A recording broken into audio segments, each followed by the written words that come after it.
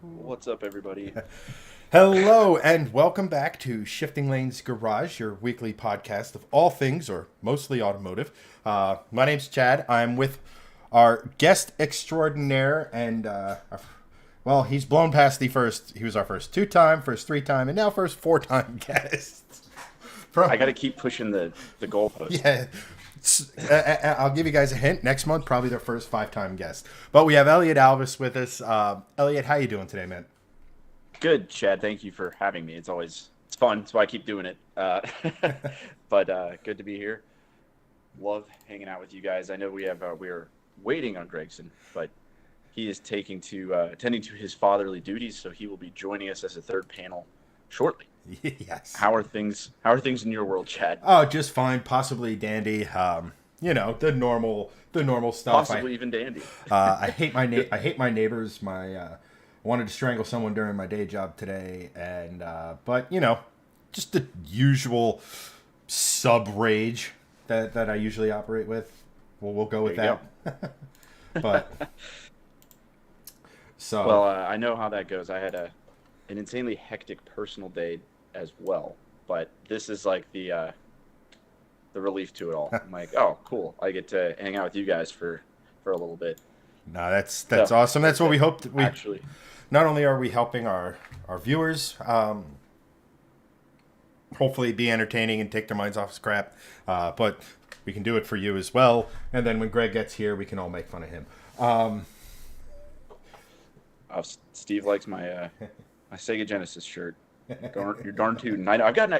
It's crazy. I've gotten more compliments on this shirt than like any other shirt that I have. Everyone's like, "Hey, nice." I mean, it's like, I guess you don't see them, but I just was kind of like, "Yeah, I remember that system." Yeah, I mean, I was a Sega kid. Absolutely. Yeah, I remember right at the time wanting to get. You remember the thing that took it? Or what was Sega like? 16, and you could get the extra like the adapter that made it 32-bit Yeah, or it something like like that. plugged into the side. Yeah. I remember that back in the day, and then like N64 just moved. Like, speaking of moving the goalposts, N64 moved everything, and well, GoldenEye was a thing. Right. So that was all stuff. I did always think Sega was always really far. I clicked a child's toy. So now we get to listen to that. I literally set my phone down on one of those interactive leapfrog books. Nice. So no, I always thought that Sega. I know this is a car podcast, so like let's launch it off right into a video game console talk. I always thought Sega was really far ahead of everybody else technology wise, but they never like their only big thing was okay, leapfrog. Thank you. But their biggest thing was Sonic, which was huge, but it wasn't Mario. It wasn't Mario Yeah. huge, and I think that they didn't have those exclusives that brought everybody over to it. Unreal, this thing. I must have clicked its main button. All right. Well, tune in an hour, chat, Yeah, to see what Elliot's child's toy says next. yeah, I know, and now it's gonna it's gonna probably spark again in 30 seconds to try to get the child's attention again. Child's not even here. Yeah, right. Like anything, just like, hey, look at me, not your parents. Yeah, And they wonder why kids have ADD. No, because I think Sega oh was actually like the first because I had Nintendo, and then like I think Sega came along, and slightly before Super Nintendo, so it was like the latest and yeah. greatest. But it Although, was like so much more crazy. I mean, even their handheld thing, it was way expensive, but Game Gear, it was yep, huge, but it was color and backlit. yeah, I mean, Game Boys didn't even get backlit until like the 2000s. right, And this thing was out. I mean, trust me, I had one, me and my sister both had them, and they sucked batteries on a road trip. It was six AAAs or six AA's on either side, and it would just blow through them, and you'd just be like, all right, half of the bag I would carry around in was fresh batteries. yeah, But it was advanced, it was like, and you'd play like practically what felt like full console games on that thing. And the yeah, other thing what they had is they had the Sega Saturn, which had CD-ROMs, which yep. I remember that. That was which was huge. Sega Saturn, Dreamcast. After, Dreamcast was the coolest because they had the visual memory units and like everything was so cool. And you could it had like a Windows browser and you could play online games with its built-in 56K modem. So you can imagine everybody was jumping around. There was a lot of, Yeah, ping. of rubber banding and stuff going on. But it was there. They had the idea. Oh, It just sounds like you've played a yeah. modern Call of Duty server. No, I remember those days because like we got Nintendo, and then waited for a long time. Like Sega was like, I saved up Christmas and birthday money to get Sega, and then I remember when that was kind of going. We would go down. Me and my friends would go down. We would save all our money. We would go down and we would rent N64 and GoldenEye for the weekend from the local video store. You could rent the whole system? The whole system is like you could get the system, controllers, a game with it. You know, I think it was like $50 for the weekend or something like that. So like we were scrapping together all of our cash, and then we'd go, four of us, the whole weekend. Like when the sun was out, we were supposed to be outside doing stuff, but then we'd all run inside. Like, hurry up, sunset. Yeah. Then we'd all run inside. Although this was typically the summer too, so like usually during daylight, I was doing some form of sport. But then we'd run inside, and four of us would be playing GoldenEye on like a 27-inch TV, with the split screen and stuff. It's the golden era. I mean, not even just for the GoldenEye thing. It's so much so. One of my friends at his house, he set up what he calls the nostalgia room, and it literally has one of those like roadmap carpets. And then he bought a CRT TV that is like that, just what we would consider small Toshiba. It has an N64 hooked up to it, and he's like, "Dude, this is the way it was meant to be played." And I'm like, "Thank God you have the spare room in your house for this nonsense." But yeah, I do appreciate it. What was it? I remember a buddy of mine. He really got into tech and like making PCs and stuff. So he made this like it looked like an arcade.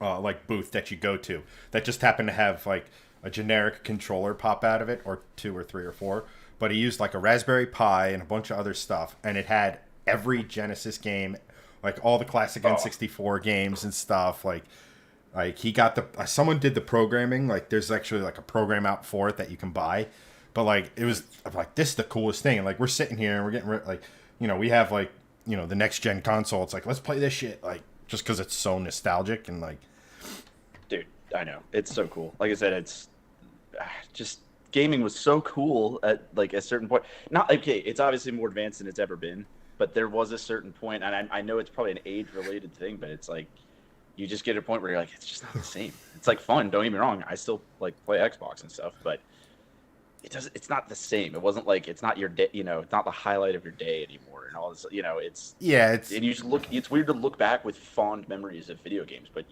we have. Well, that was back when creators could just make a video game, and then as long as it fell within a certain rating, kids could play it. Right. Exactly. Now, like everything else in our world, and I promise this will be the last I say about it, but like everything else in our world, it's become political. Yeah, you're absolutely right. I mean, it's got to be a nightmare to make a video game these days. There's literal organizations out there who look at the game and go, I know this is a remake of a game where the guy was, British, but can we make him from the subcontinent or whatever? It's like, but it's like, okay. But no, I remember I didn't really get into racing games until I think I had a PlayStation 2. And then it was like whatever Gran Turismo they were on at that point. Right. And now I have 2 PCs that could easily run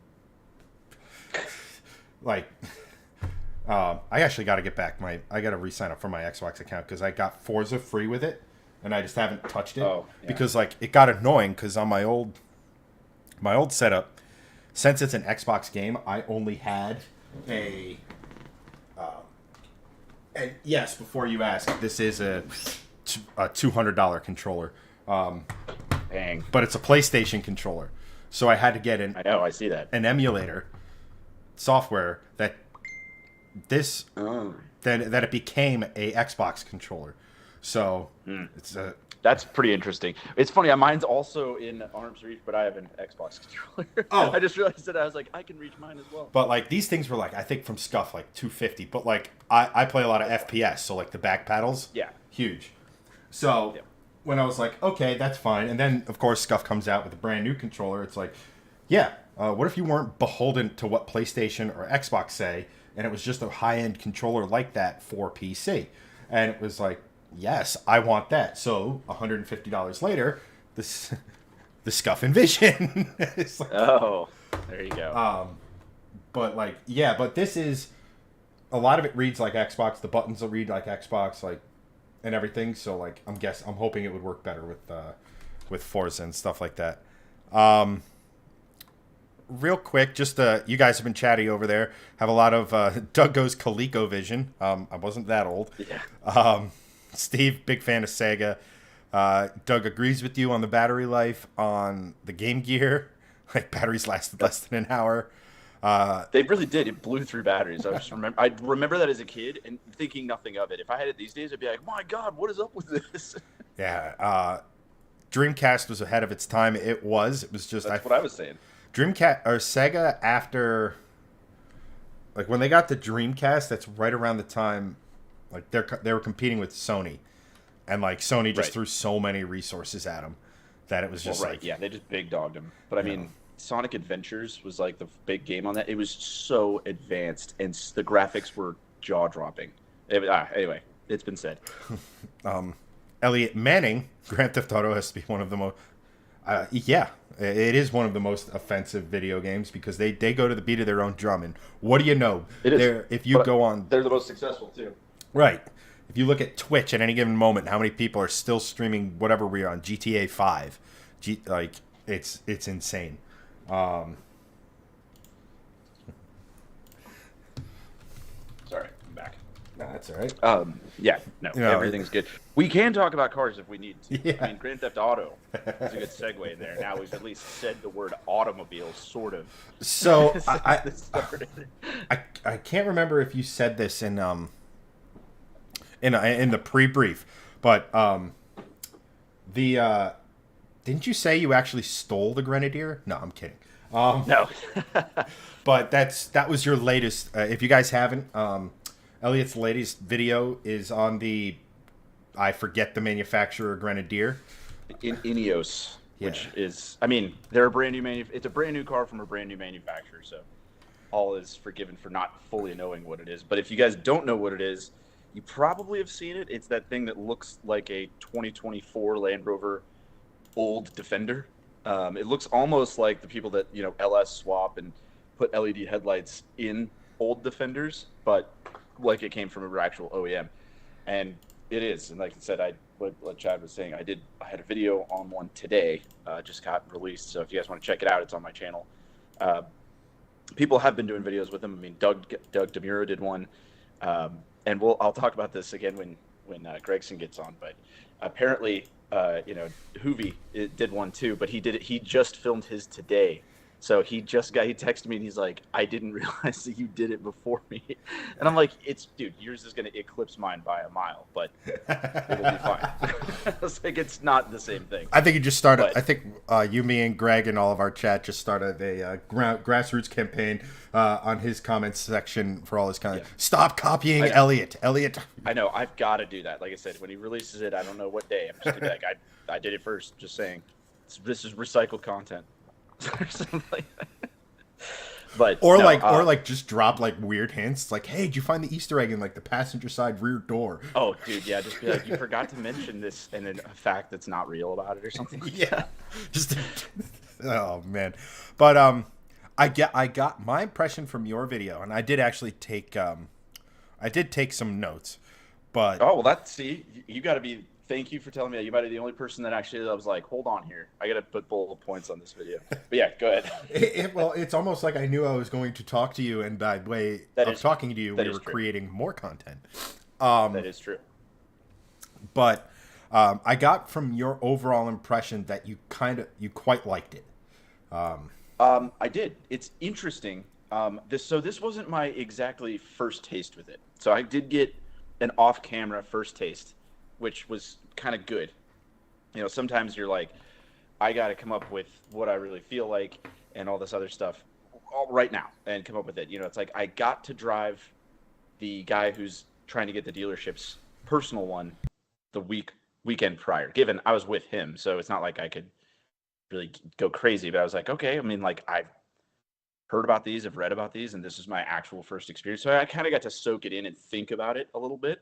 So when it came to my video, I had a lot more time to spend with it just myself and expand on those already positive thoughts of it.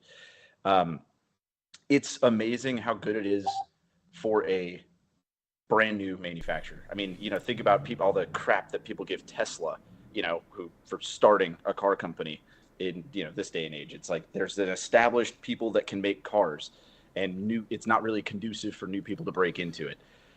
So it's amazing that they got it to be as good as it is for being a brand new company. Now, also, if you watch the video, you realize that didn't come from crowdfunding or anything like that. There's a significant amount of money backing this company. So it's actually done right. The whole thing was kind of fascinating, learning about the history of it and stuff like that. I mean, even the name Grenadier is because the rich billionaire guy who wanted this thing to exist, that's the name of the bar they were drinking in when he decided that they were gonna do it. It was a pub called like the Grenadier, and it was like, you know what, screw it, we'll call it the Grenadier. And like that's the kind of thing I love. That I mean, like even that the history of the name is pretty sweet. Yeah, that's my kind of it's my kind of thing right there. No, because that was one of the things. I was like, the name. I'm like, I know like a grenadier was like a military sort of rank or job or what have you. So I was like, I forget what it was because like, but it's literally a soldier who throws grenades. And back in the time when it first came around, a grenadier were some of the larger and stronger soldiers on the battlefield because I guess grenades were quite heavy. They were hucking these things, yeah. And then I just started thinking, and then I started thinking, I'm like, throwing grenades. I don't know if that's the imagery I want with a BMW engine under the hood. that is true. I thought it was kind of a bold thing too. Just calling anything a grenade these days is like this thing could blow up in our faces. But luckily, it's named after a bar. So, or I guess the Brits would call it a pub. Yeah. But yeah, no, it's the whole thing super cool. I mean, like I said, I did answer it in chat, but Steve asked if I sold the car track wagon. I did. I know he probably sees the car track things behind me, but I still have the car track Maserati for what it's worth. Nice. Anyway, what else? You had other notes. If you had any other questions about it. No. So, well, first of all, like, because you mentioned it very, very early on, in your video, is the fact that it's owned by a British company, manufactured in France with a German engine. It's a mishmash. It's wild. I mean, but like, my first thing was, my first thought was like, oh, so the engine bay got invaded. Got it. Now, and that's the other thing with it. It's like, I always kind of look at turbocharged, smaller displacement engines in off-roaders that aren't diesels, right? Because diesels are designed to make power at like 3/4 of an RPM, right? Right. Good for crawling.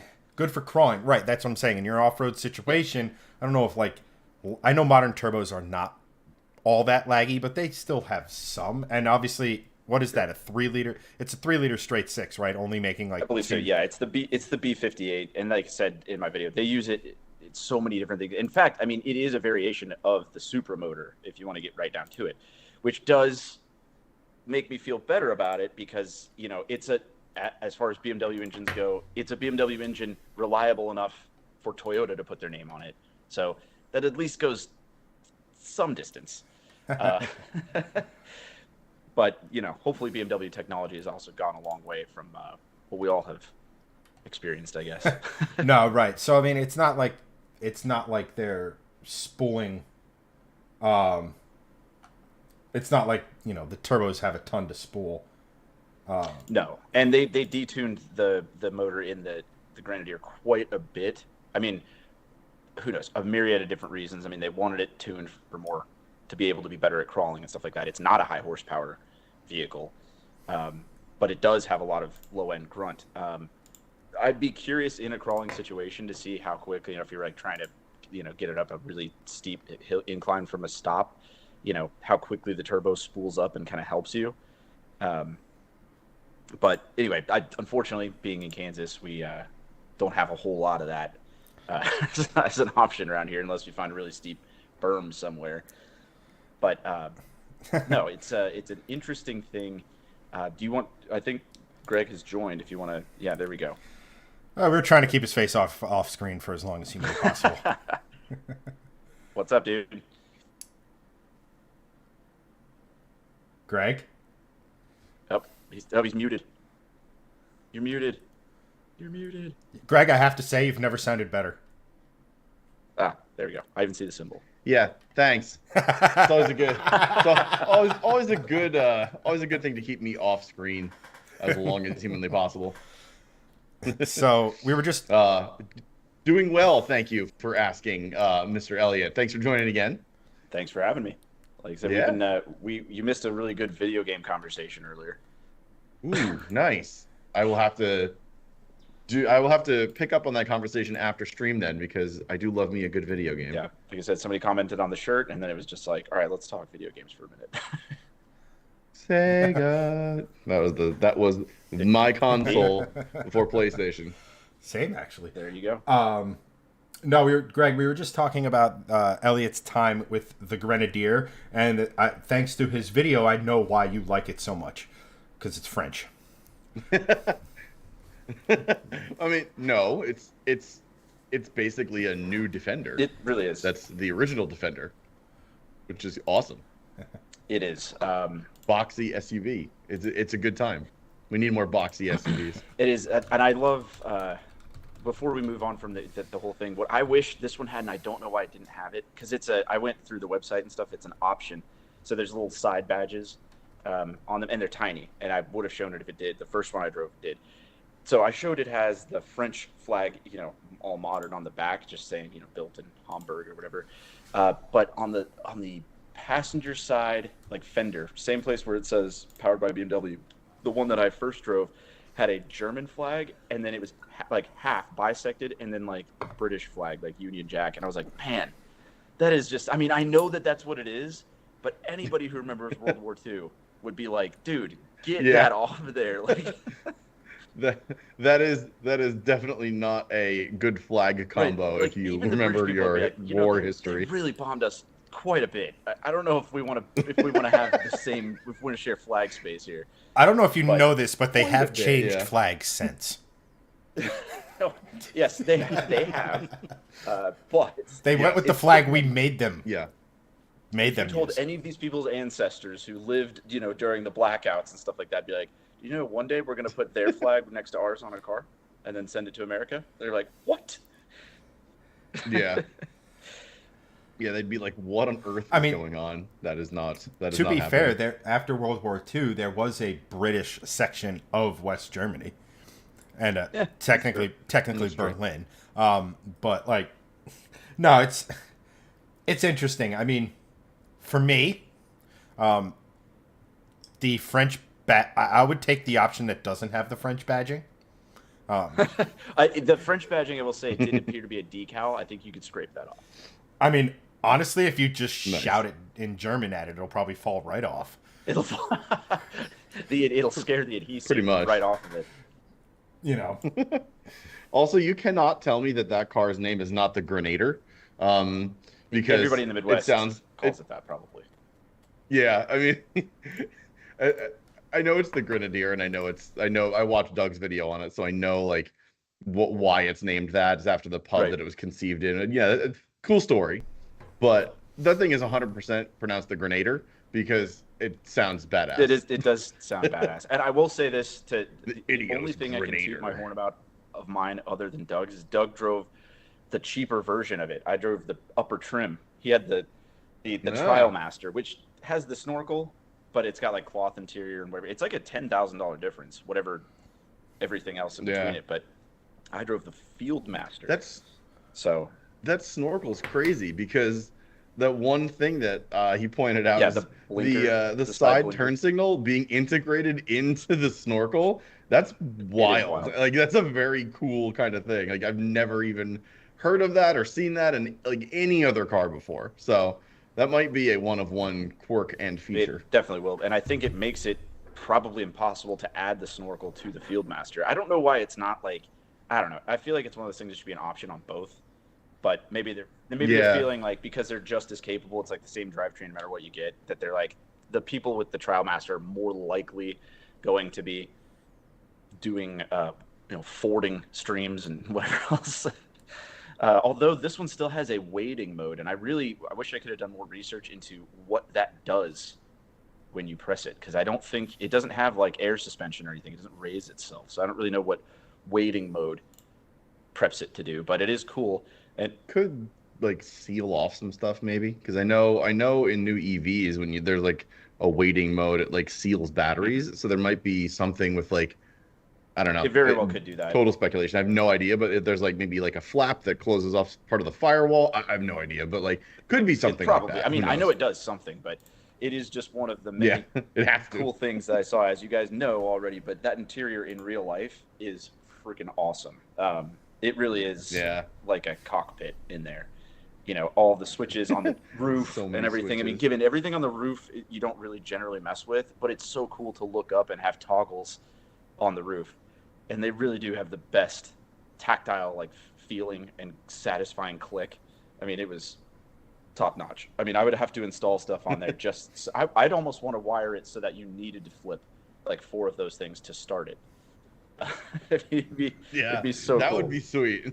Speaking of that, like a fighter jet starter procedure. I didn't get to say this in the video because I mean it was like kind of weird.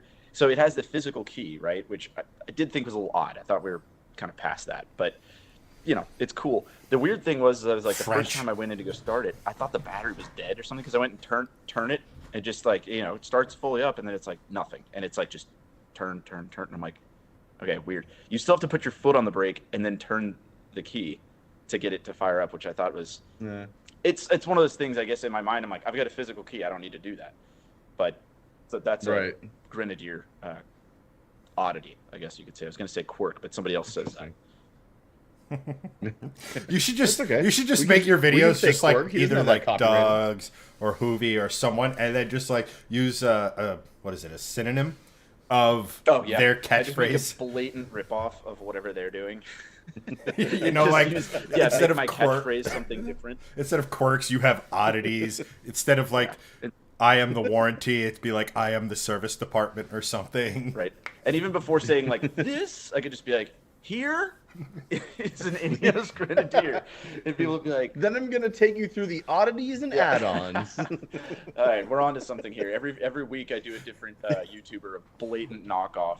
I mean, it started out as a joke, but like that could be your shtick. It very well could be. I mean, that's sort of how Car Bros started. They did like rip-offs of, or like funny skits based on like your typical vlogger or car reviewer and stuff like that. But it was more like not like maybe like a rip-off, more just parody. Right. No, I get it. Yeah. I mean, like I said, you could have fun with it for sure. Yeah, absolutely. Is it? You know. Oh yeah. Well, you just make stop motion Car Wars. It's just like with Lego characters. No, I still, like I said, I can't wait to be in the comment section of Hoovy's video when he comes out, because he drove the exact same one today, and then he realized that I had done it first. Nice. So I just kind of want to be like, everything he does, be like, I already did that, already mentioned it.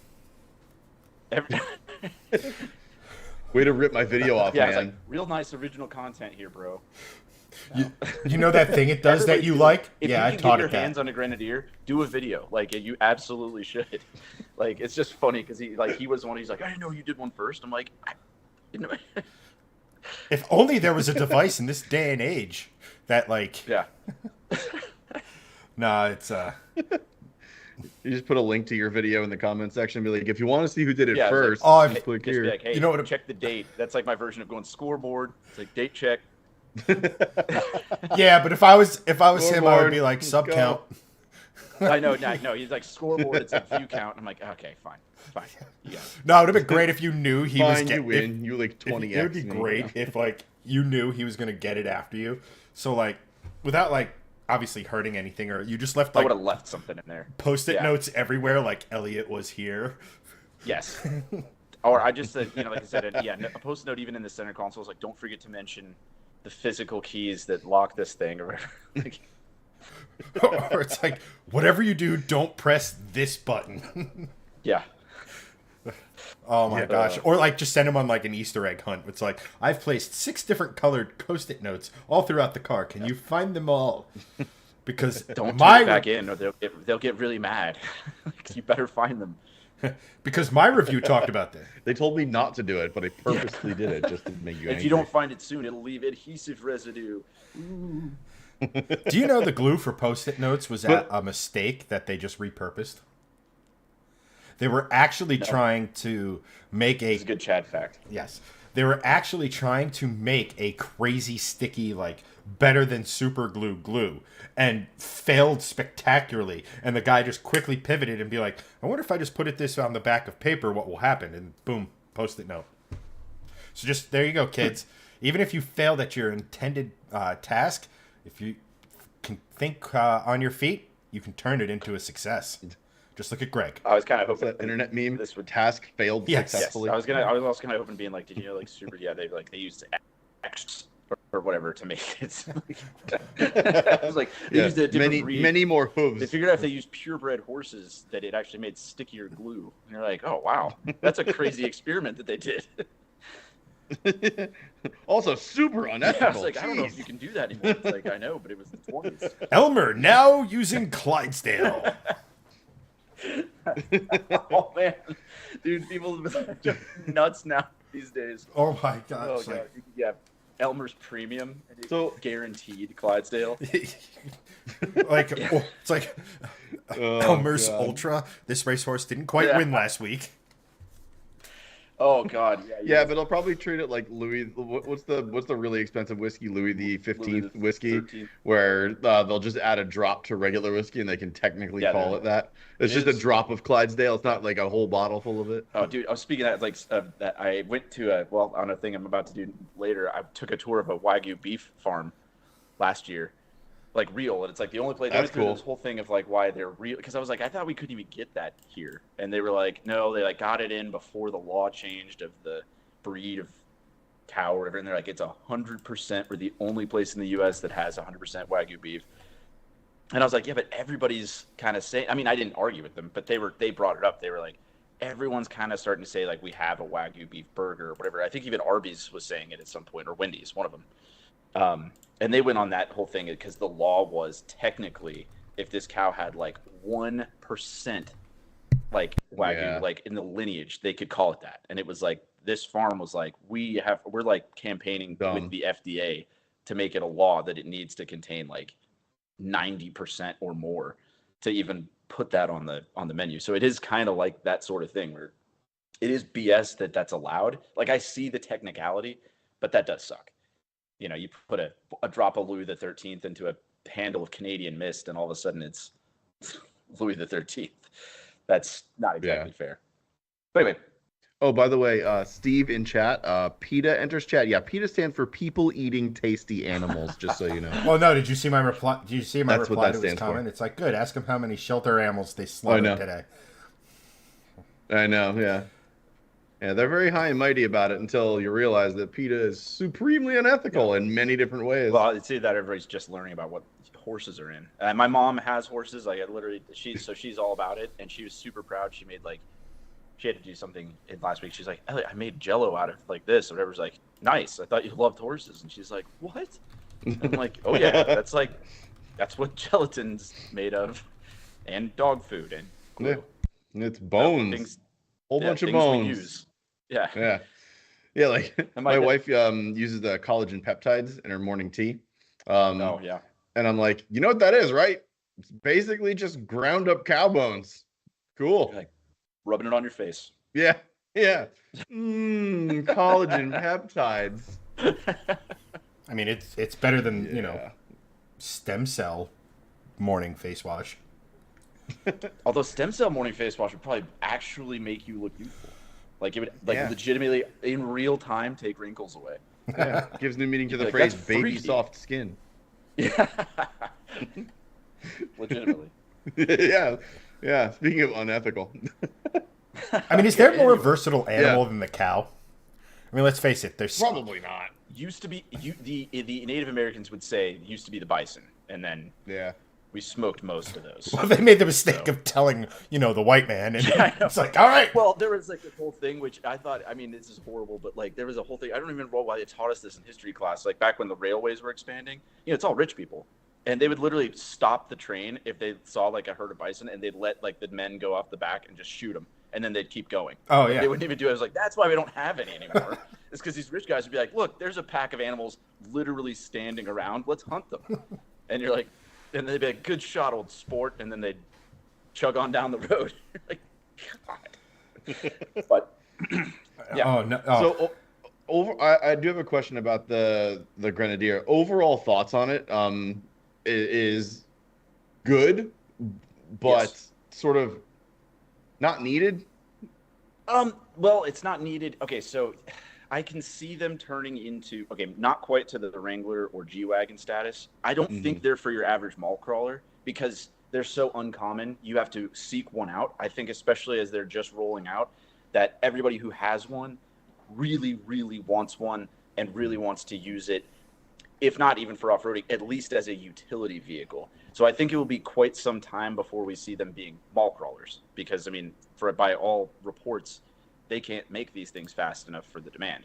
And everybody that I know that was like legitimately interested in buying one is the kind of guy who like hunts regularly and does that. So I think for now, it's going to avoid that mall crawler status. As far as not necessary, of course not. It's it's kind of a big, crazy vehicle, and especially in our area, I mean, I would personally have to drive some distance before I could even tap into most of its capabilities, minus, like I said, the occasional, whatever Tyler does at his farm, where he's got like some berms and stuff like that. But it would be also crazy to buy an $82,000 thing to go drive on some berms. That's what I was going to say. The price point is, I mean, how many G-Wagons do you see like really off-roading? How many of the... Never. That's what I'm saying. But they've reached that status symbol thing where this is still, oh my gosh, what is that? That looks like an old Land Rover. And everybody who gets real fired up about those, I don't know. I mean, I'm overgeneralizing, but they seem to be more the type of people that do want to use or are at least participating in more outdoor activities than outlet mall shopping. So, right, but the second you put leather into it, it becomes like. Let me ask you this question. I know you mentioned price, and it's obviously less than like a G-Wagon, a little more than a Jeep. Right. Where does it really kind of fit? Really though, anymore the Jeep, the Wrangler 392 is pretty much the same price. Now I know you get a V8 with the 392, but you still get for a little bit Jeep, everything else. Yeah. So I really do think it falls grand now, by the way, kind of right in between. But like I said, they serve such different things. I don't know a single or have heard of a single person who actually bought a G-Wagon to like go bush hunting with. Right. They're like, you buy it for your wife because she thinks they look cool because Kim Kardashian has one. There's very few of them actually being used for what they're meant for. Same thing with Wranglers. They're the cheap G-Wagon kind of status symbol. It's mostly because girls love them, and they don't know any different about how badly they drive. Because I think we touched on this in one of the other podcasts we've done, and I don't want to go too far into it, but like a lot of people, unlike us, really only drive one vehicle kind of for years, and they don't get anything else. I mean, hardly even a rental car. So they just get so used to whatever that is that they're like, this is how it is. And so like they don't have a comparison of how bad a Wrangler drives versus literally almost anything else. So they just kind of get used to it, and it's fine. Right. Whereas, you drive something normal, and then you drive something even with a little bit of that kind of steering geometry, and you're like, oh, geez. Now, that being said, I couldn't be too, I really wasn't hard on it. The steering is off-roader-esque. I mean, you are correcting it more going straight than a normal car. But a lot of that is huge sidewall tires. We're very high up there, solid axles all around. I mean, there's only so much you can dampen and reduce that effect. But like I said in the video, it's still better than the Wrangler managed to do. and it's at least close to what the G-Wagon is. And I mean, G-Wagons are kind of wandery as well. You just don't hear people complaining. I mean, the it. Jeep and the G-Wagon are both. I mean, it's a far cry from the original, but like they were both military derived vehicles. from military vehicles. Yeah. So the Land Rover too, for that matter. Now, the other thing I had is this like a complete clean sheet, or did they basically take the old Defender and modify it? So as far as like the design, like did they actually, from like a clean sheet of paper, design this thing?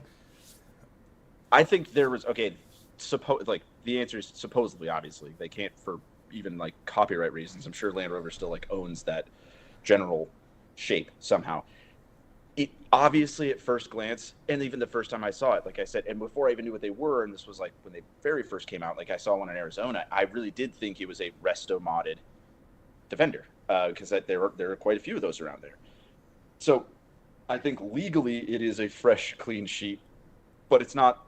It's heavily inspired by the Defender, but even the owner of the company says that. He's like, I wish they still made that. I mean, I think even if you click on the website, there's like a picture of him standing by a Defender or something. It's like I said, they're very. There has to be a licensing thing Yeah, at that they're point. very open, but there's enough difference. And if you're actually there with one in person, you see the inspiration. But if you had a Defender right next to it, you could point out the differences all day long. Generally, though, if my toddler came in there, she'd be like, "There's two of these." So it's kind of it depends. I think from a legal standpoint, it's a clean sheet thing. But even from the company themselves, heavily inspired by the Defender, but by desire of them wanting to make something they don't make anymore.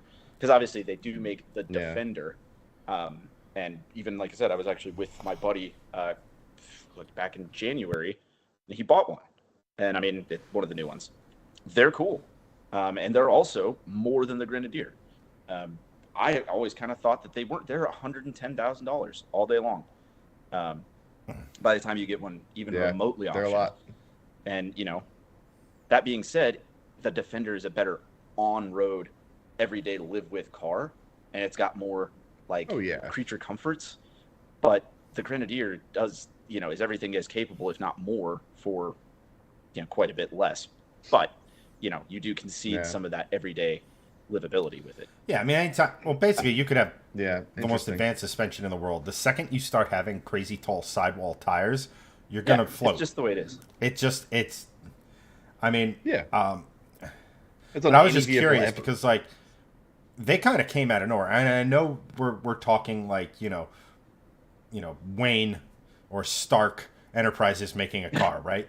Like eccentric billionaire. It really is that though. But I mean, like I said in the beginning of the video. But I mean, you don't want something to exist. You've got enough money to throw at it.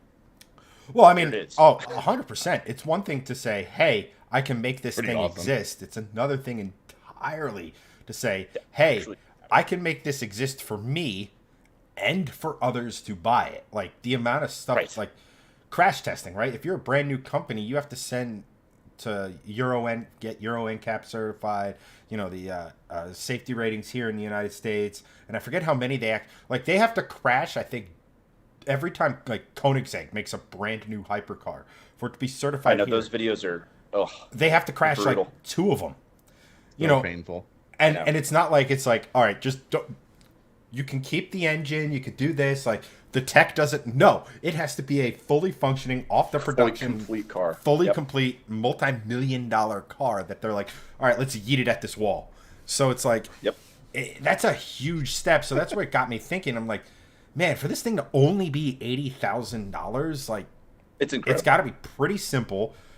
And I have to assume it uses some variation of an existing platform's driveline. I don't know because it's an actual body on frame old school SUV.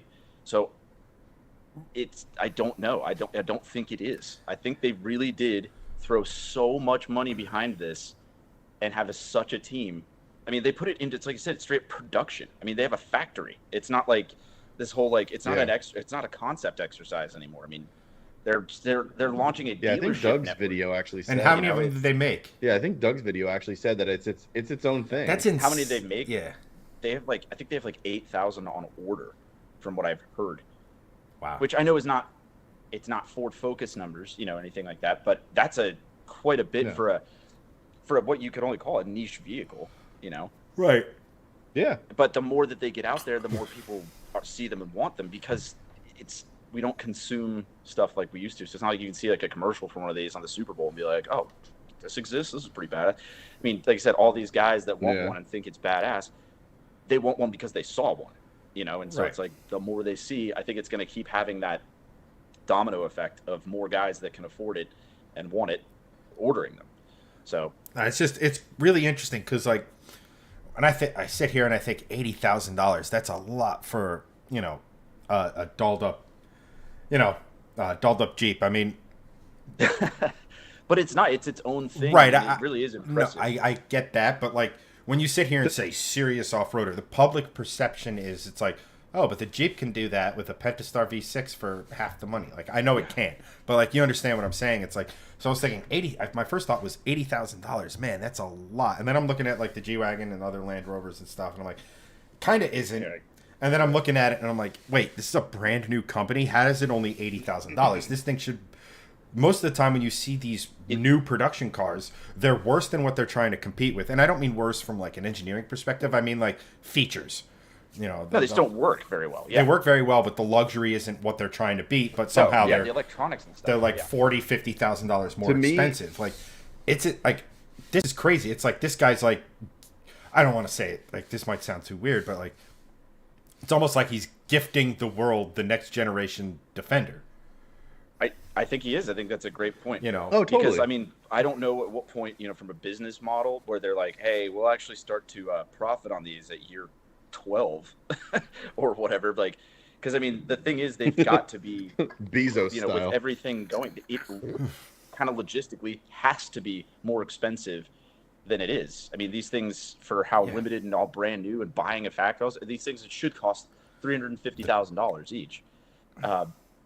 But they don't. So I do think that he is gifting the world because he wanted it to exist. And instead of just making one for himself, he stretched it out and gave the world something that, you know, I think it does say he claims it on there that he identified a market gap. And I was like, I mean, we do have off-roaders, but I think it's like we didn't have a retro capable off-roader. And I mean, and that center console and the way they do everything X6. is brilliant. I love, and I know why. And I'm like, I'm watching your video, and I'm like, I know why. Like, they did a really good job with all the switchgear, but part of me also knows why. Like, a lot. BMW shifter. Oh, the BMW. That's another one of my notes. The BMW shifter right next to the classic old school black ball shifter for the 4-wheel drive. Yeah, you've got a physical locker and out of place. And then the little BMW. I mean, it's just a lever. They could have done so much with that. Like, it is kind of funny. To me, this thing occupies an interesting space because you said like a market gap. Like, if we live in a world where like the BMW X6 exists. It doesn't need to, because that's a market gap that shouldn't exist. But thanks to BMW, it doesn't buy lifted coupe SUVs. Well, right, but my thing is like this almost sounds like the Volvo of off-roaders, and what I mean by that is Volvo occupies a space between your entry level cars like Honda, Hyundai, Toyota, and your like true luxury stuff like Germans and things like that. They are in the luxury space, but they don't exactly play in the same realm as like a Mercedes. Like, they don't have an S-Class competitor. Right. They don't have a G-Wagon competitor, but they do.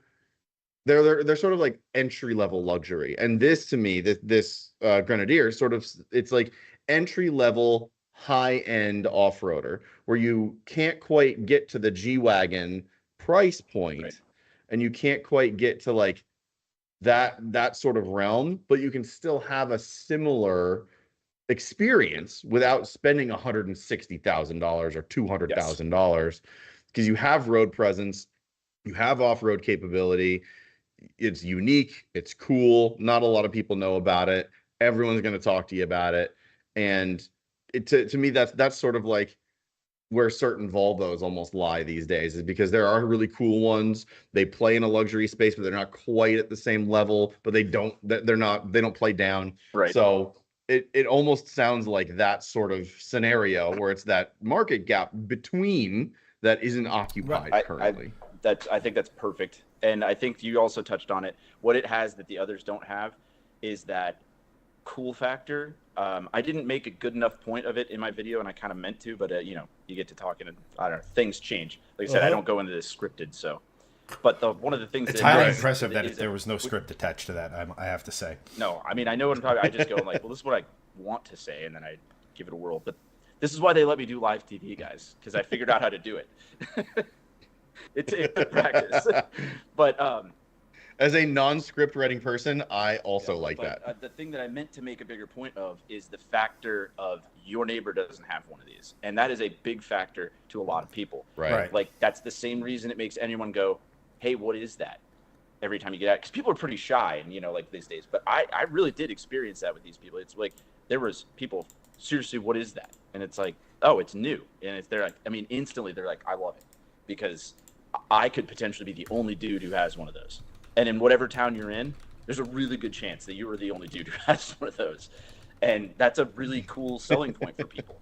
I've said it about other things. I mean, like, that's Porsches, whatever else. I mean, there's versions of them that this is a bad example, but like the GT3 RS, obviously we all agree, awesome.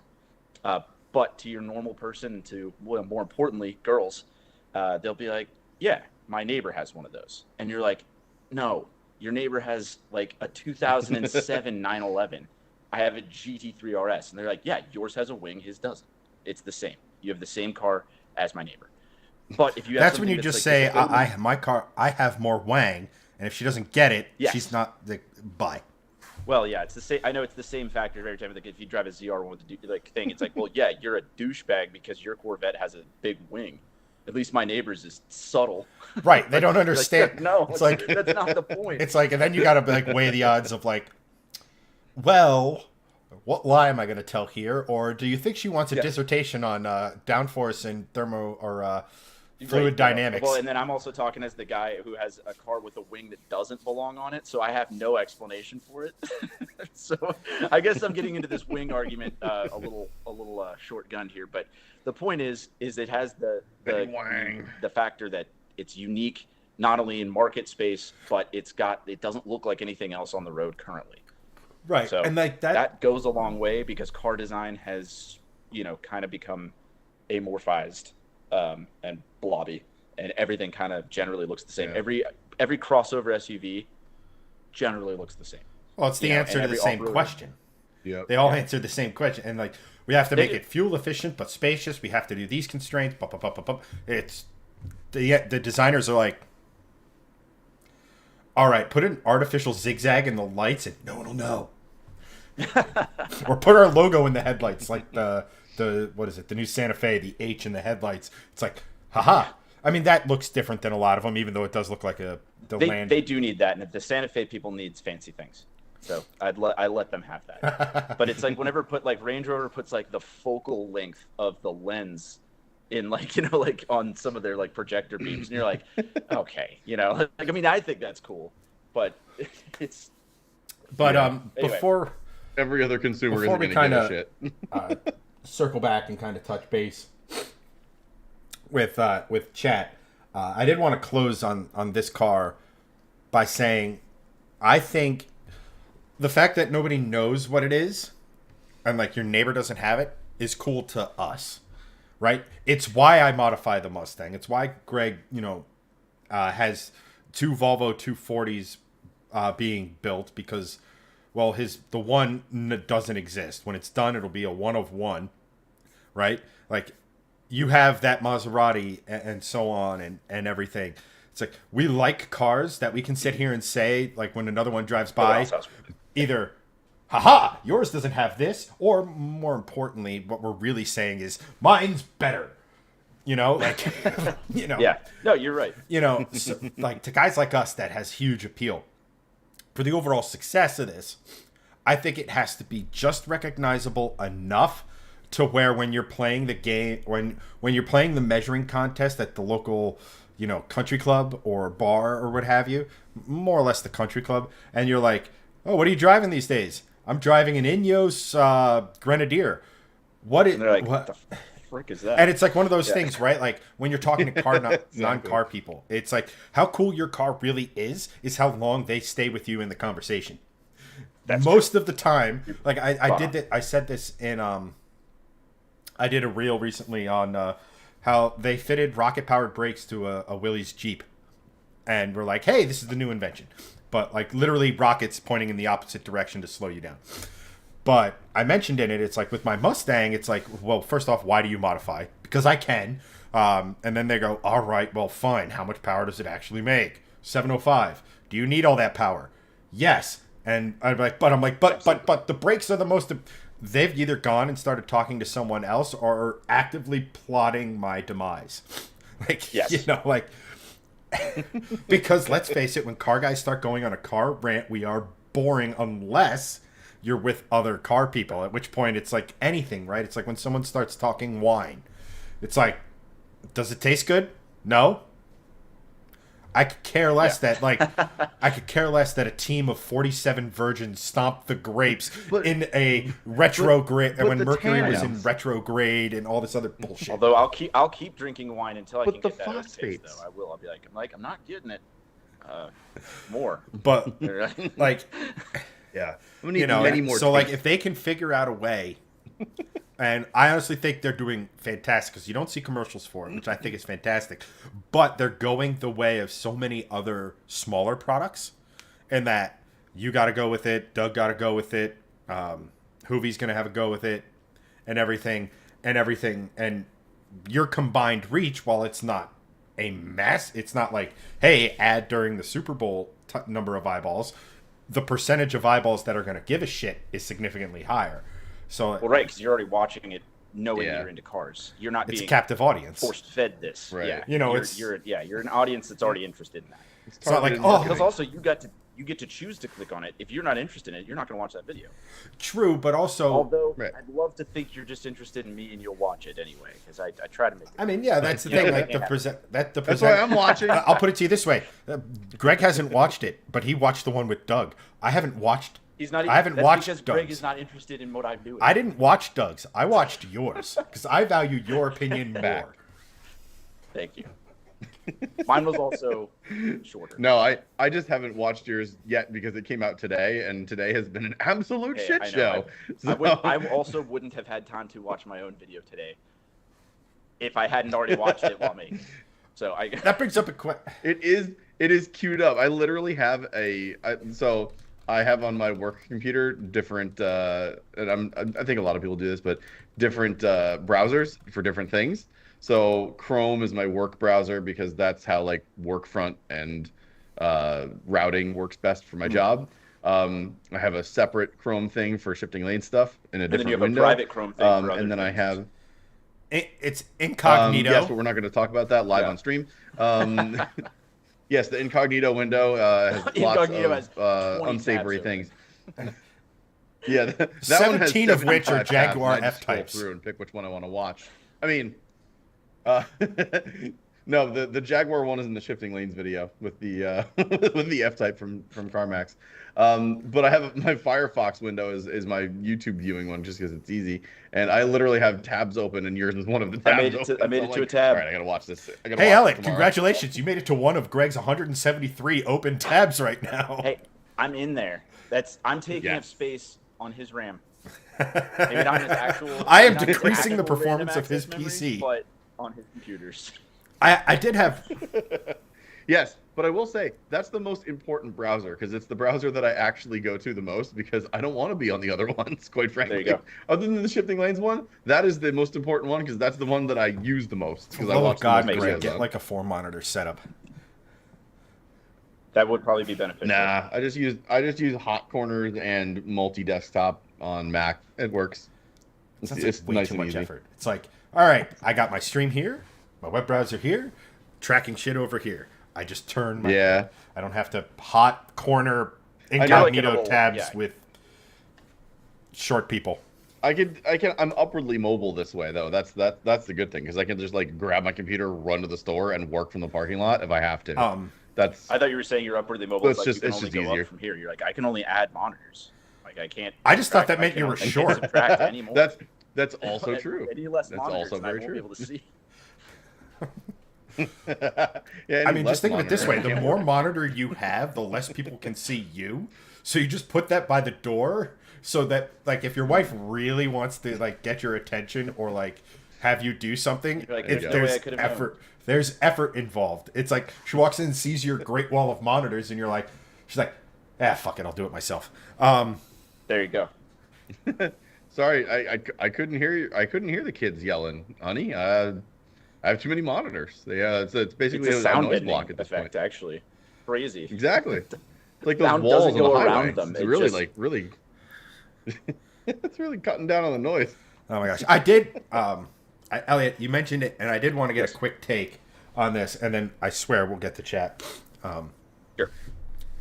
So I find when I'm done editing one of my videos and doing that final watch to make sure I didn't leave in something or make a mistake or whatever, after that, I do not want to watch myself in that video ever again. Yeah, I definitely like don't go, oh my gosh, I can't wait to watch it again now that it's been uploaded. You know, or like you're showing a friend and it's like, hey, they're like, oh, your latest video, like I like it when, and they start showing it to you and it's like, oh, I suck. Why do people watch? Like, you know, Yeah. and you notice every Yeah. tiny little thing you did wrong that like you were like, oh my gosh, yeah. like I will say this with the short form stuff. When I feel like in my head, I like nail like a clip placement specifically. Not necessarily like a moment I do, but like when I nail a clip, I will rewatch that because I find the clip so entertaining. You're like, It's like, hey, it's not me doing something good, yay. But Yeah. What a self-centered jerk. we're posting ourselves No, on I the know. internet and being like, watch so I can have money. What? We have ego. And I would venture to say ego is a good thing. Just like greed. yep. Yes. Everything certain to a amount. degree. Yeah. Certain amount. Exactly. Everything in moderation, Yes. including those. All right, so I will be Chat. right The back. chat. Greg is going to come up with a topic that's going to blow your socks off. He's going to come up with one right now. Oh, cool. That's just on you. Yep. Yeah. So here's what's on my incognito tab. It's an orange and black Yeah. website. No. Yeah, how deep are we going to go in here? No, wait, no, different drum beat. No, so I think what we should talk about next. Thanks, Doug. The 100 stars, money for I saw Chad. that too. That's awesome. Money for nothing and the chicks for free, Dire Straits style. No, I think what we should talk about next is New York Auto Show because I went there last week. I actually, and Chad doesn't know this, and neither does Hanson. I actually went again on the weekend because during public days because a buddy of mine who has a son in my younger son's grade. He was like, "Hey, you want to take the boys to the auto show?" And I'm like, "Well, I'm going to be there on Wednesday, but yeah, sure, let's go again." So we went this past Saturday. Yeah. And it was a good time, but you know, it was me and one other dad, and we had four kids, 6 and under. Was it packed too? Which was rough. Honestly, compared to years prior, it wasn't that bad.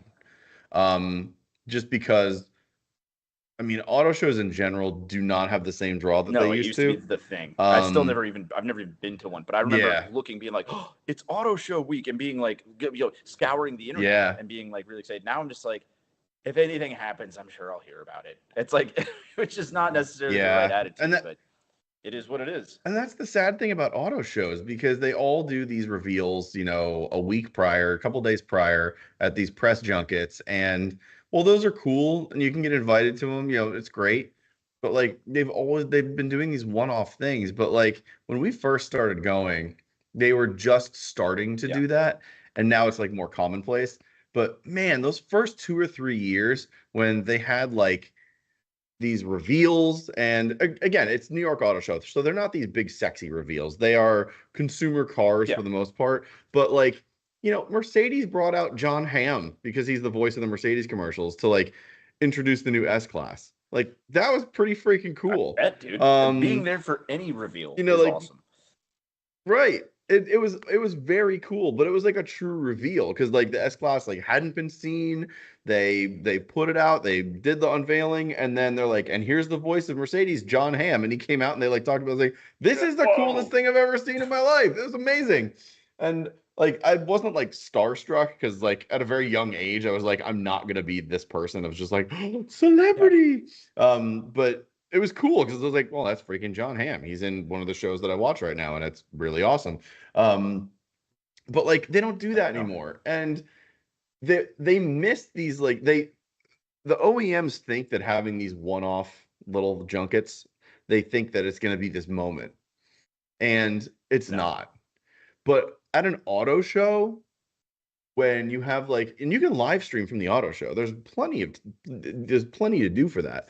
Like when you have these unveilings and being there live for it, it's definitely a moment. And I can only imagine when Ford brought out the new GT, because we were talking to Mike Roselli, who is formerly Jalopnik and now formerly FCP Euro. He's back over on the press side at Motor One and Motorsport Network right now. And he was like, I was at that, and I was there thinking that this is it. No one's ever going to top this because no one knew about it. It was basically like a skunk works operation for the last 10 years at Ford. And then they just did like the biggest mic drop in, quite frankly, auto show history. He's right. They really never did top that. Yeah, that was peak auto show. Like there will never be probably another unveiling like that. And it was perfect time. And the internet still existed. Yes. But that's not where you got all of the info. I mean, there were so many reasons of why it was important. Mm-hmm. Obviously, the car being one of them. That's why they are one of the only modern cars that have, appreciated in value in front of our eyes. There's a million reasons of why it is, but it was the perfect storm of a reveal. Mm-hmm.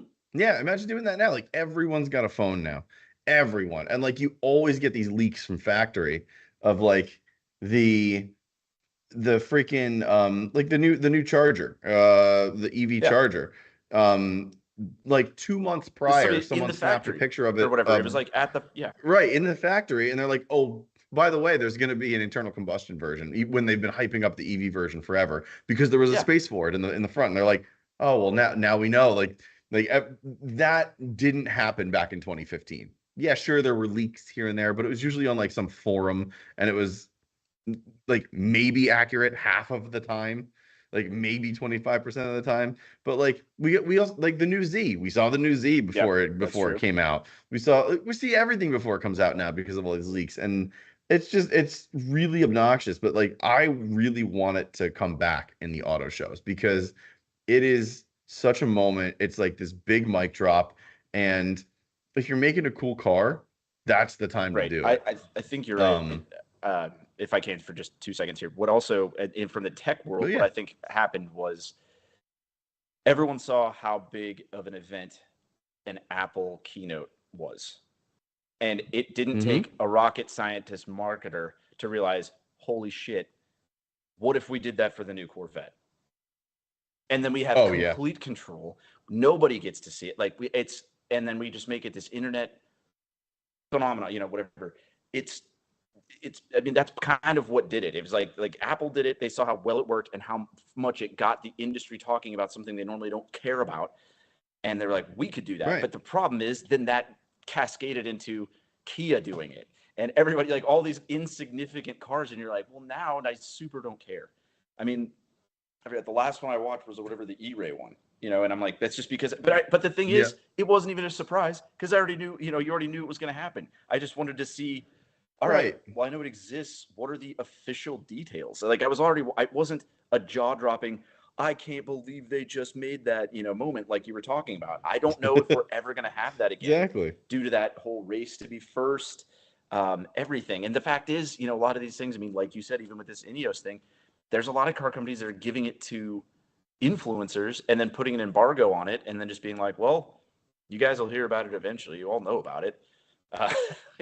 It's just a weird time now that Somebody actually said it in chat that the internet ruined it. It was like, it kind of did.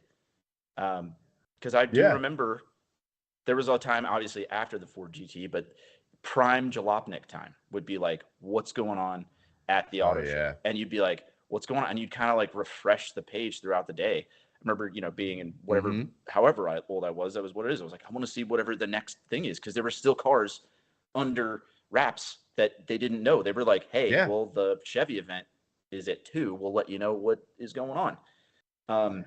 Yep. We came in just at the tail end of that. Like we came in when that was still happening, and it was so cool to just be at the auto show and have that happen.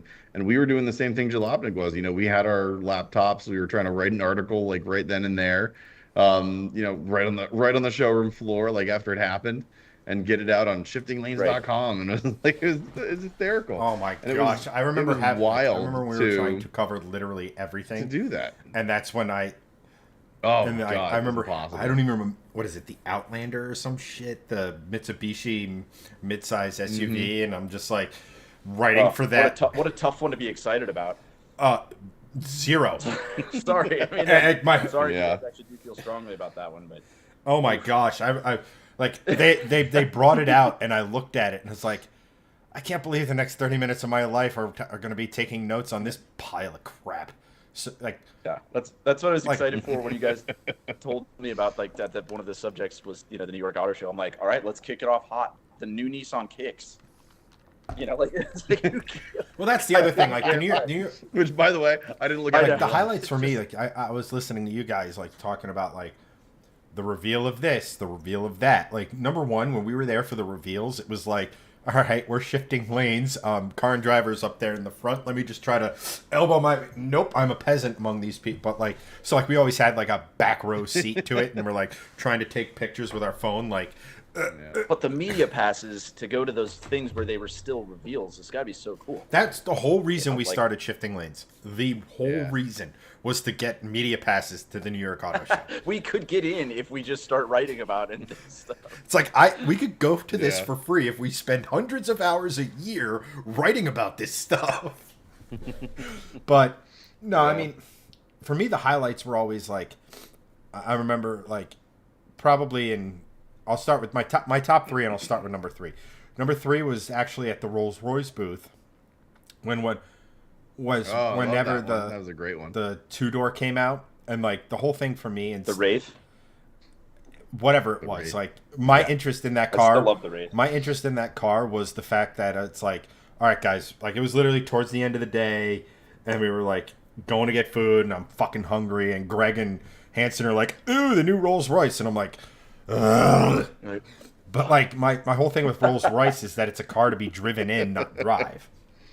And it's like, you're making a 2-door, like I don't get it. And then the guy's like, no, like, and like whoever their like head PR person was like, no, sit in the back. And we got this like personalized tour of the car.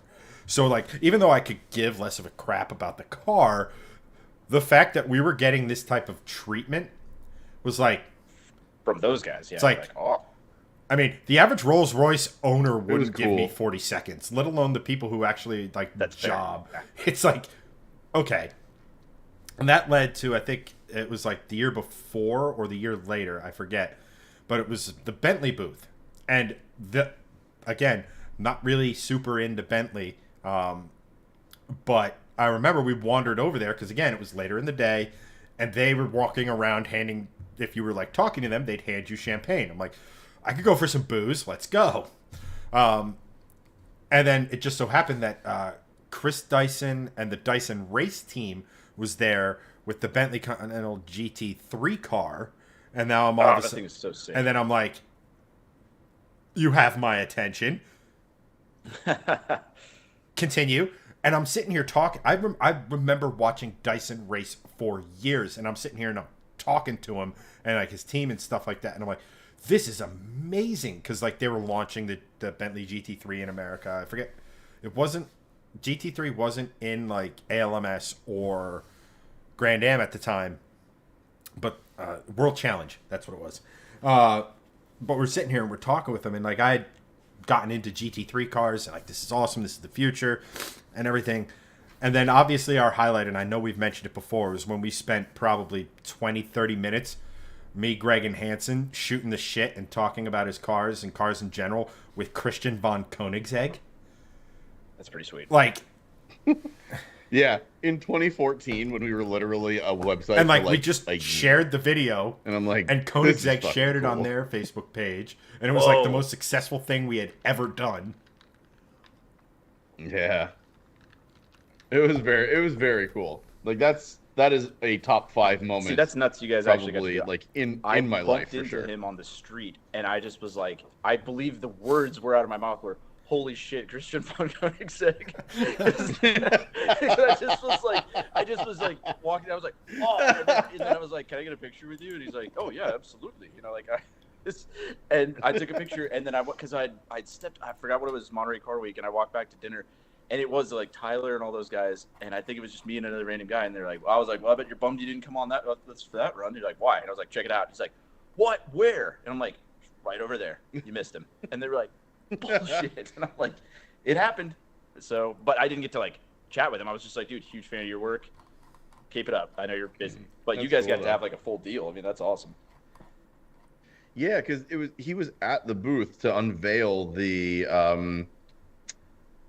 Regera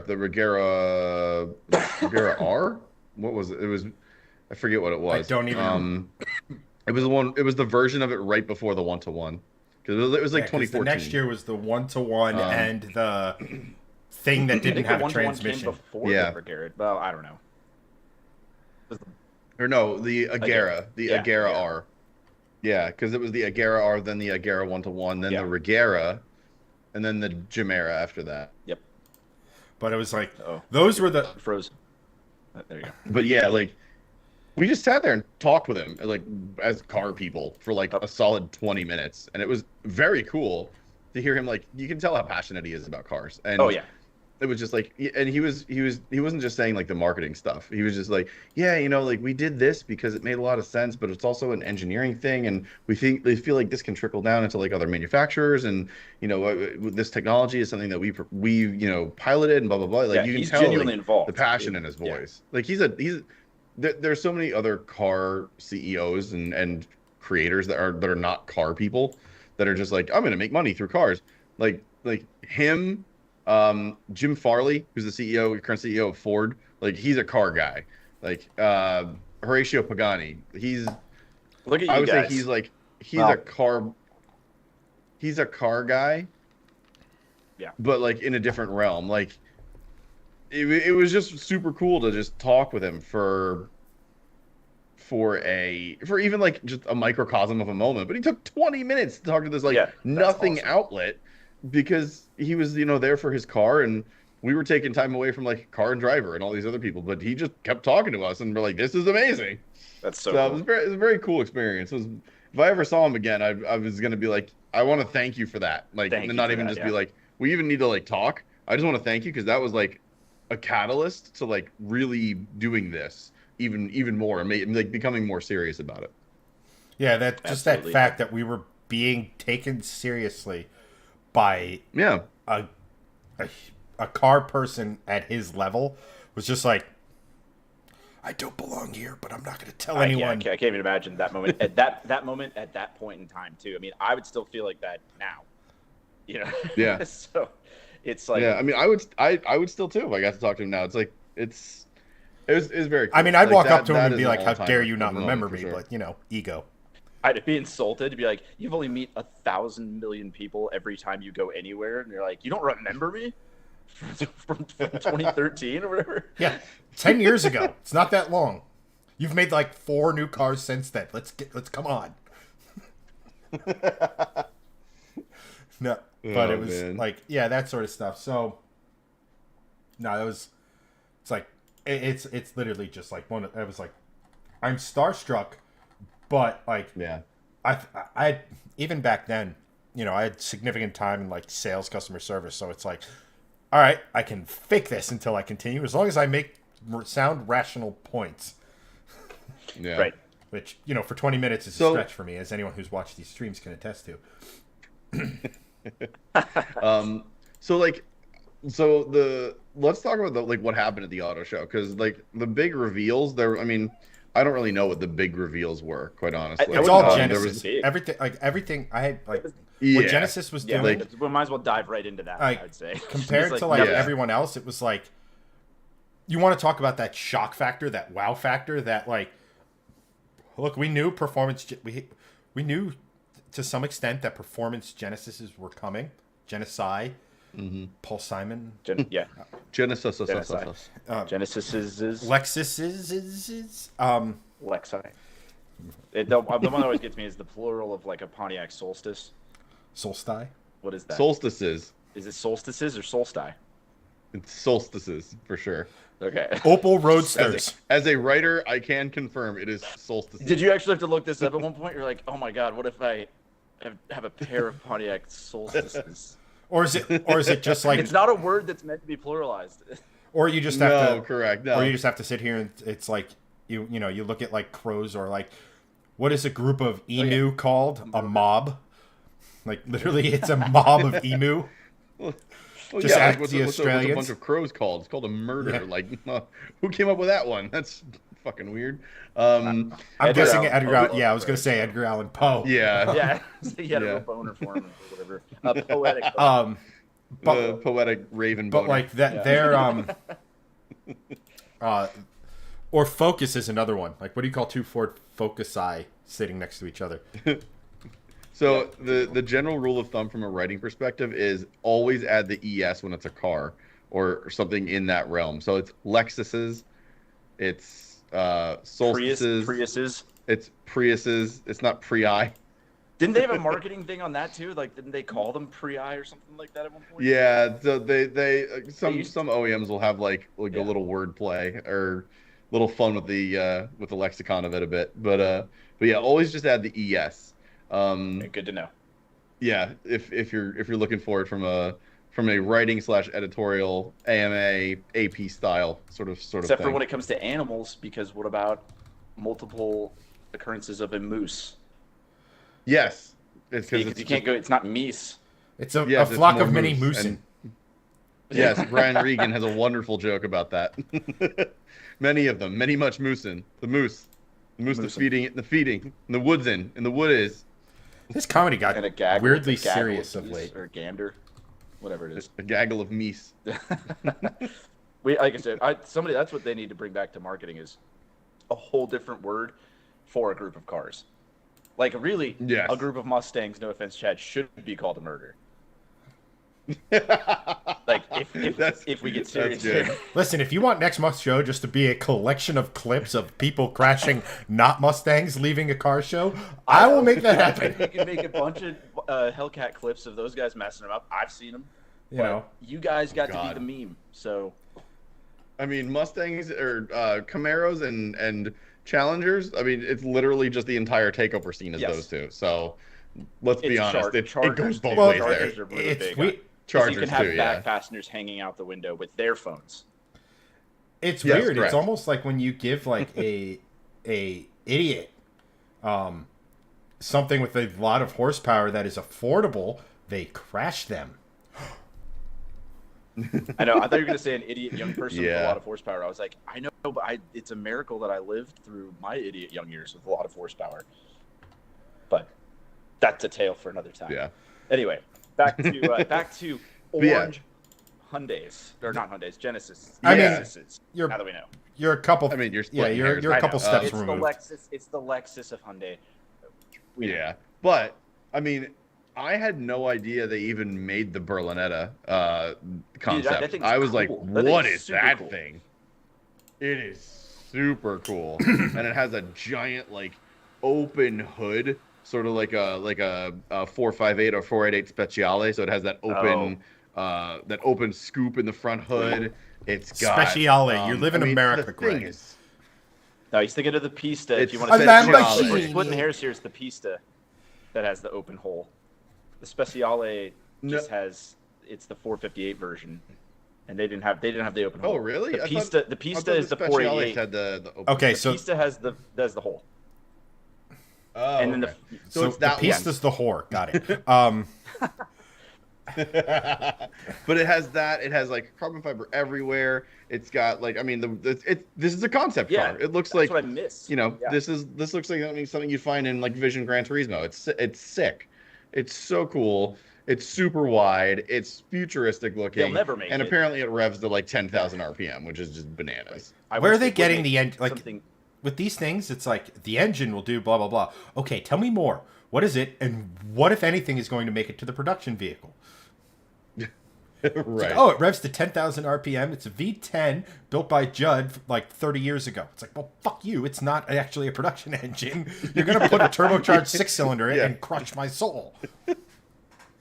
Yeah, they'll never do that if it's something like that. But yeah, I don't know. But this thing definitely, like, as far as concepts or people milling around, this thing had all of the people. Right. Well, it's the coolest looking thing there, from what I saw. You're the only one who went, but I'm just saying I did scour and I did look, and I was like, whoa! And they just put it in between the G80 and the GV60. Mm-hmm. I mean, that thing should be on a stand on its own, so you can like walk around it. Yeah, it's so cool. It really should. The stand they had was floor level, so it wasn't like up, but you could still walk around the whole stand and you could get a good sense because I mean it was close enough where they had like a little glass wall. It was this high. It was not very big. You could step over it if you really wanted to. Nothing like having a tripping hazard next to your one-off multi-million-dollar thing. That's glass, so people can't see. But that wall was like sectioning it off. Essentially, it's the polite. So you couldn't like enter that part of the booth. Yeah, exactly. So, I mean, like, if I wanted to, I could stand at that glass and just do this and touch it. So it was very close. Okay. But I agree. Like, this thing should have been on its own pedestal because it's just gorgeous and it's really cool and it's unique and it deserves that sort of, up on a pedestal sort of feel. But I think it was just because, they obviously wanted to just be like the Magma brand, like their new M brand or AMG brand or whatever. It's M, the guy who used to run M is getting it. So, like, let's just call it. When he was at Hyundai, he was real creative. It's like, we called it M at BMW. What should we call this one? L, M, like, N. We're calling it N. Magma. Well, no, like, he was, I think that, or it was either the same guy or someone else who was, like, a high-ranking official at BMW's M division when Hyundai did their N line of cars. Well, not the N line, but the N cars, like the Veloster N. Yeah. It was the running joke at the time was it's like, it came from BMW M, so LMN. Okay, it's the N. Yeah. What can we? Nürburgring. It stands for the Nürburgring. Got it.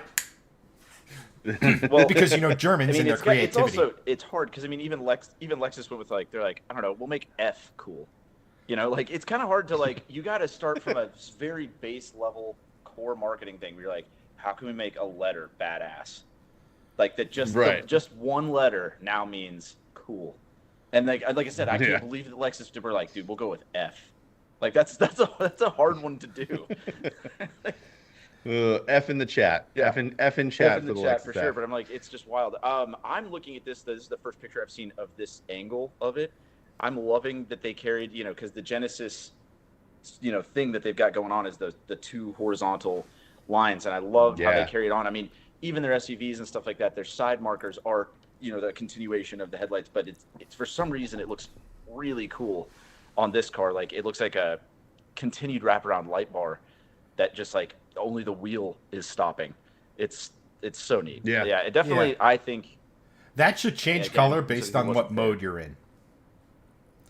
So those parallel bars, they should change color with either like what mode you're in, or like even better if it like red and the cops just pull you over or whatever because they're like, all right, I know what's going on. Yeah, haha, joke's on you. The red's the eco mode, just to confuse the crap out of cops. Yeah, it's that like self-deploying spoiler at like 65. Like I know you were going exactly. Faster than this. Well, on 911s though, in the back of the day, and it's certainly on the Career GT. The other problem with that is it would deploy and it wouldn't suck back in until the engine cooled back down.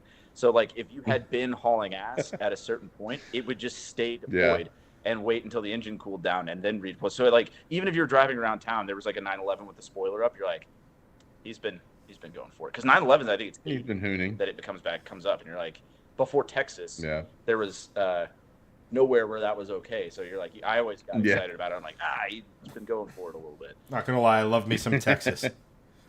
Yeah. Oh yeah. But anyway, I do like I did like the whole Magma brand thing at all. I mean, I wish we would get the G80 or not the GV8, the G80 here. I understand why we can't. It doesn't sound like we're too far off from getting it because it's like just an emissions thing. Because it's only the Middle East that's getting it.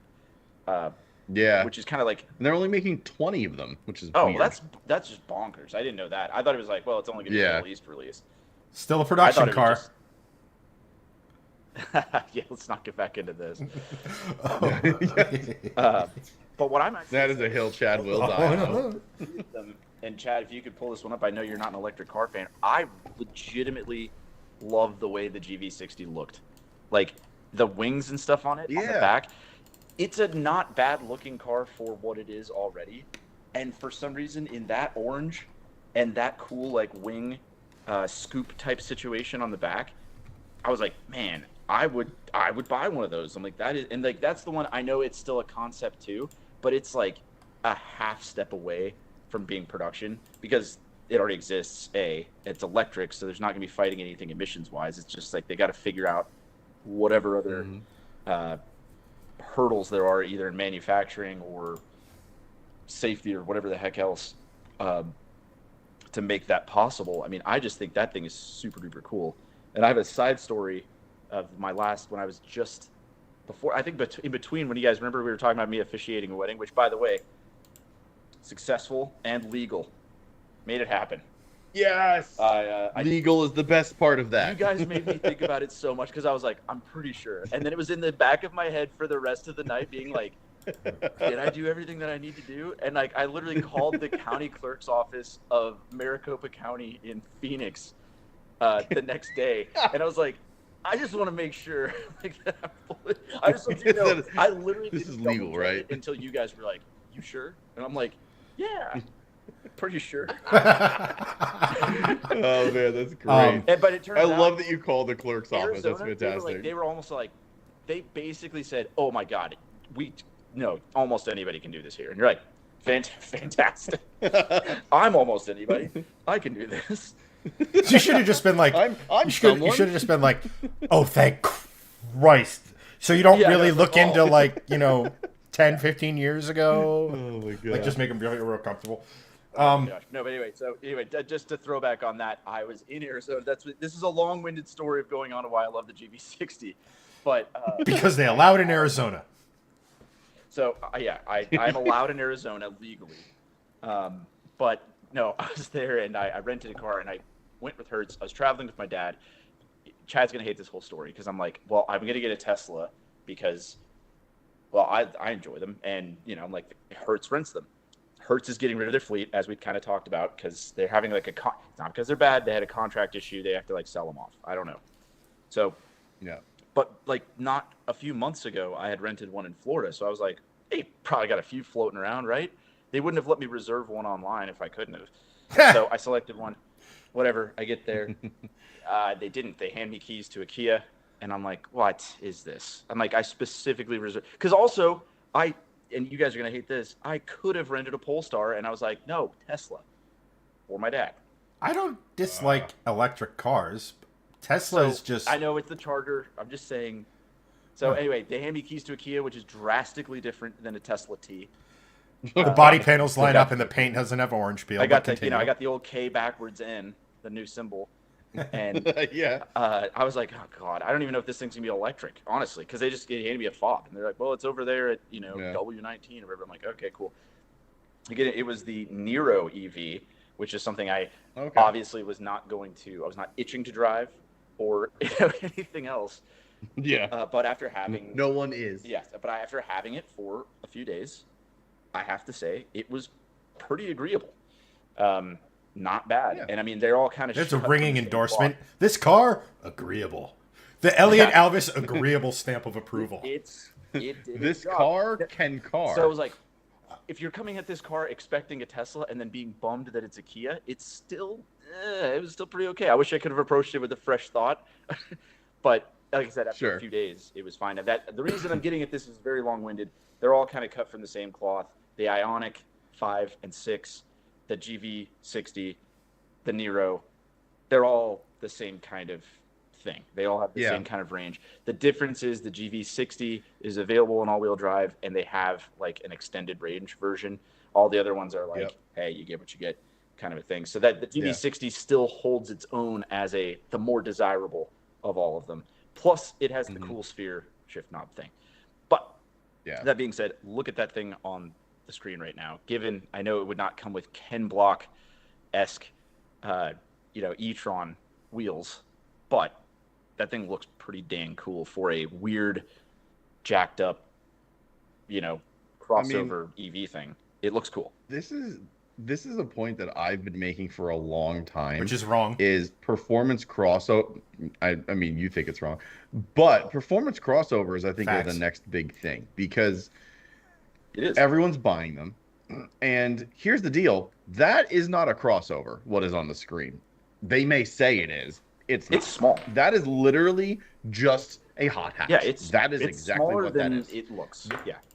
Correct. Because I didn't really, I've never stood next to a GV60. I've stood next to the EV6, the Kia EV6. Yeah. I spotted a couple of those around, and they're relatively the same size because they're built on the same platform. That's what I'm saying. They're all the same. The EV6 and the GV6 are a lot more similar than the Nero and the whatever. But like this thing, it has presence when you stand next to it because it's lowered, because it's got a diffuser, because it's got a wing, because it's got these big burly, chonky tires to it, and sweet, really cool looking wheels. Like honestly, like this, it was like GTI sort of height.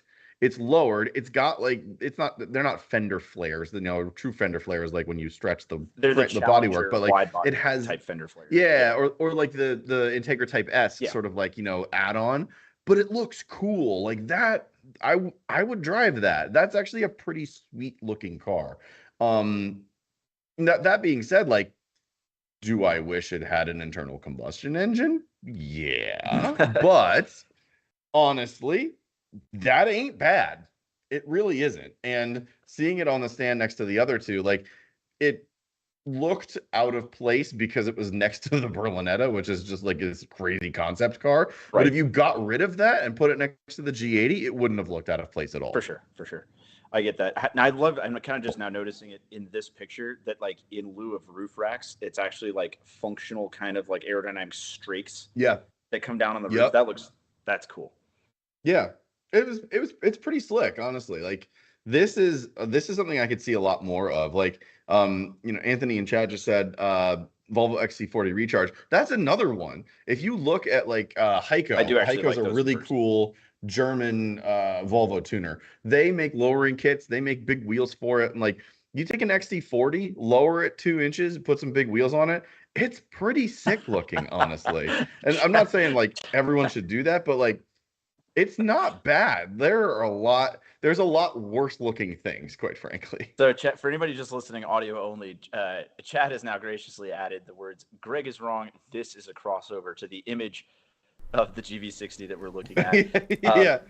But begs the question, Chad, are you pro this being a crossover? Do you want this to be a crossover? I'm not pro anything. It's just to call this a hot hatch is an affront to everything that is hot hatch and hot hatch's history. It has a hot. That's true. Okay.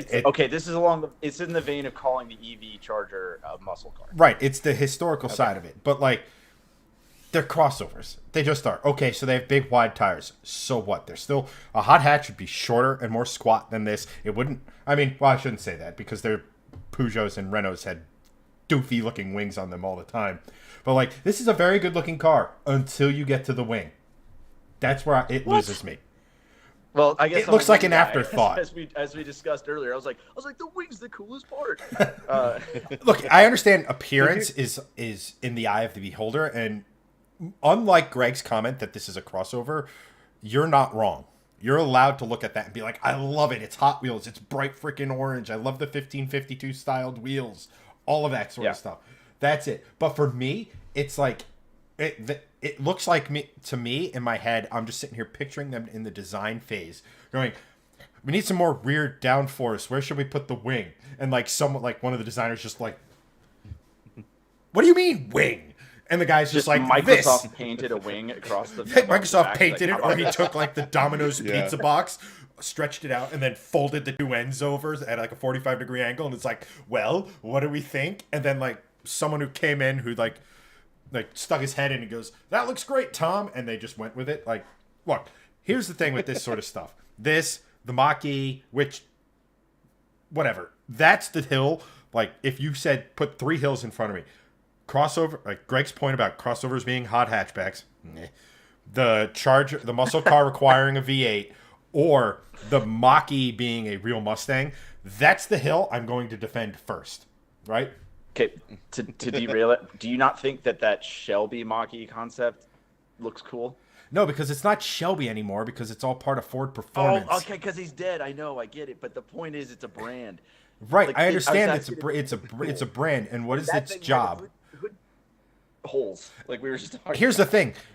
Here's the thing. That's not a Shelby. It's not cool. Here's the thing, right? When people think of I'm against you. When you think, like, we're getting a little sidetracked here, but with Shelby, it makes more sense than you realize, because when everybody thinks about Shelby, they think about the Cobra, they think diehards will think about the Daytona. Then you start to think of all of the Mustangs and everything like that. But he did a freaking Chrysler Omni.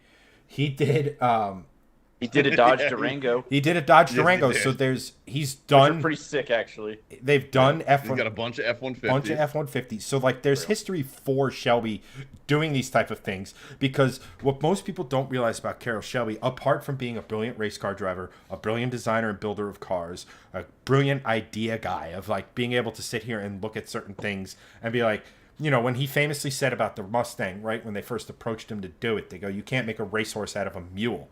And then somehow he made a racehorse out of it, right? But yeah. And Jason Camisa touches on this when he does the GT500 review, and he sits here and he goes, Shelby was, if not more impressive as a marketing individual, as a businessman, than he was a builder of cars. So if Ford comes to whoever's running it now, and that's kind of where the ethos of the company and the people he had around him and like surround himself with and stuff, of course you're going to be like, yeah, I'll take your money, and you'll put it on there. But I will maintain that a Mustang is a pony car, and a pony car is a long hood, short deck, 2-door car with a 2+2 seating arrangement, of which the Mach-E does not fit. But I will say that performance crossover 2+3, if you will. Yes, if we want to go down that route and split hairs, but the original. I love the pause there. That was great. The original pony cars were 2+2s, and my whole point is that, look, we live in a day and age where the Mustang is the only car Ford makes. We live in a day and age where every year a car is axed, in favor of more crossovers and stuff. So stuff like this, yeah. Right. I mean. Yeah. I love this from Genesis, because to me Genesis has no heritage, so they have a blank sheet. Let's make a car that would be equally as home in a Italian or at the Geneva Auto Show that would be in New York, right? Let's paint them orange, which orange happens to be my favorite color, so I'm a big fan. But like, they don't have the heritage to go back on. Even if you go all the way back to Hyundai, like, what's Hyundai's best performance car they ever made? The Tiburon. I mean, the easy answer. No. The original Genesis Coupe was pretty dang good. The original Genesis Coupe was cool, but I'm saying, if you're asking what was Hyundai's first performance car, it was the Tiburon. Right, but the fact that we're even conversing, that. I wanted one in 06, and I drove one, and I felt it, a brand new one with like 10 miles on it. I thought it was sick. It was white. It had the red or black and red insert interior. Perfect spec. I loved those when they came out. I wanted one as my first car so bad. Even as a youngster, I was like, this shifter felt spongy. And I was like, yeah, it was terrible. I actually got scammed when I almost bought the original Genesis Coupe. I had to go to court. Oh, I remember that. But I drove the 4.2 or whatever they called it, the good one. I think it was called like the 4.2. I don't know why I'm remembering it that way, but it had a V8 in it. No, the coupe. The coupe came with the coupe never had it. No, only the sedans turbo 4s or 6s. A 3.8 liter 6-cylinder that made it was basically the alternative to the Z, if you want to look at it that way. Yeah, but it's funny because it had an analog torque gauge, which I thought was funny for a car that doesn't make any torque really. No, but it was it's like the Mustang stuff like that. It's like having the vacuum gauge and stuff like that. It's cool because it moves. The needle needs to move. Yeah, the vacuum gauge in mine is going to be replaced with a boost gauge soon. Which is a still kind of a vacuum gauge. Exactly. It just has a larger. But do you know the actual reason why we have a vacuum gauge on Mustangs? It's to measure how much Mopars suck. Yeah. Yeah. But in any rate, let me just get to this crossover point so I can never talk about another crossover. Here. Yeah. Oh, and it doesn't have a long hood V8. I mean, you understand? Right. Since we're razzing Chad as a Ford shill at this point, you know what? That Grenadier, it shouldn't have had a straight six. There are many other V8 options that are significantly better, an LS, and more importantly, a Coyote, because they already make a truck engine of the Coyote. That's awesome. Anyway, performance crossovers. I think they should exist because one thing and one thing only. It's the fact that they're killing cars, and therefore they're killing the vehicles that used to bring enthusiasm. And now, the only thing we have are crossovers. And if we can make a crossover with some lowering springs, look like sort of a tall, hey, this kind of sort of looks like a hatchback. A hot hatch. Right. But it's not, because it's not a hot hatchback. And listen, I promised I wasn't going to go on an angry rant. You're really pushing it, Greg. You're really pushing it, Greg. Yes, I've been the one pushing your buttons right now. I know I have 2 points that are going to anger both of you. But my point, last thing, hold on. Let me just get this goddamn thought out before my fucking head explodes. The fact that they don't make cars, enthusiasm has to come from somewhere else, and making crossovers that you can kind of get 0.8 performance-wise of the equivalent hatchback has to happen, because they're not bringing the hatchback back.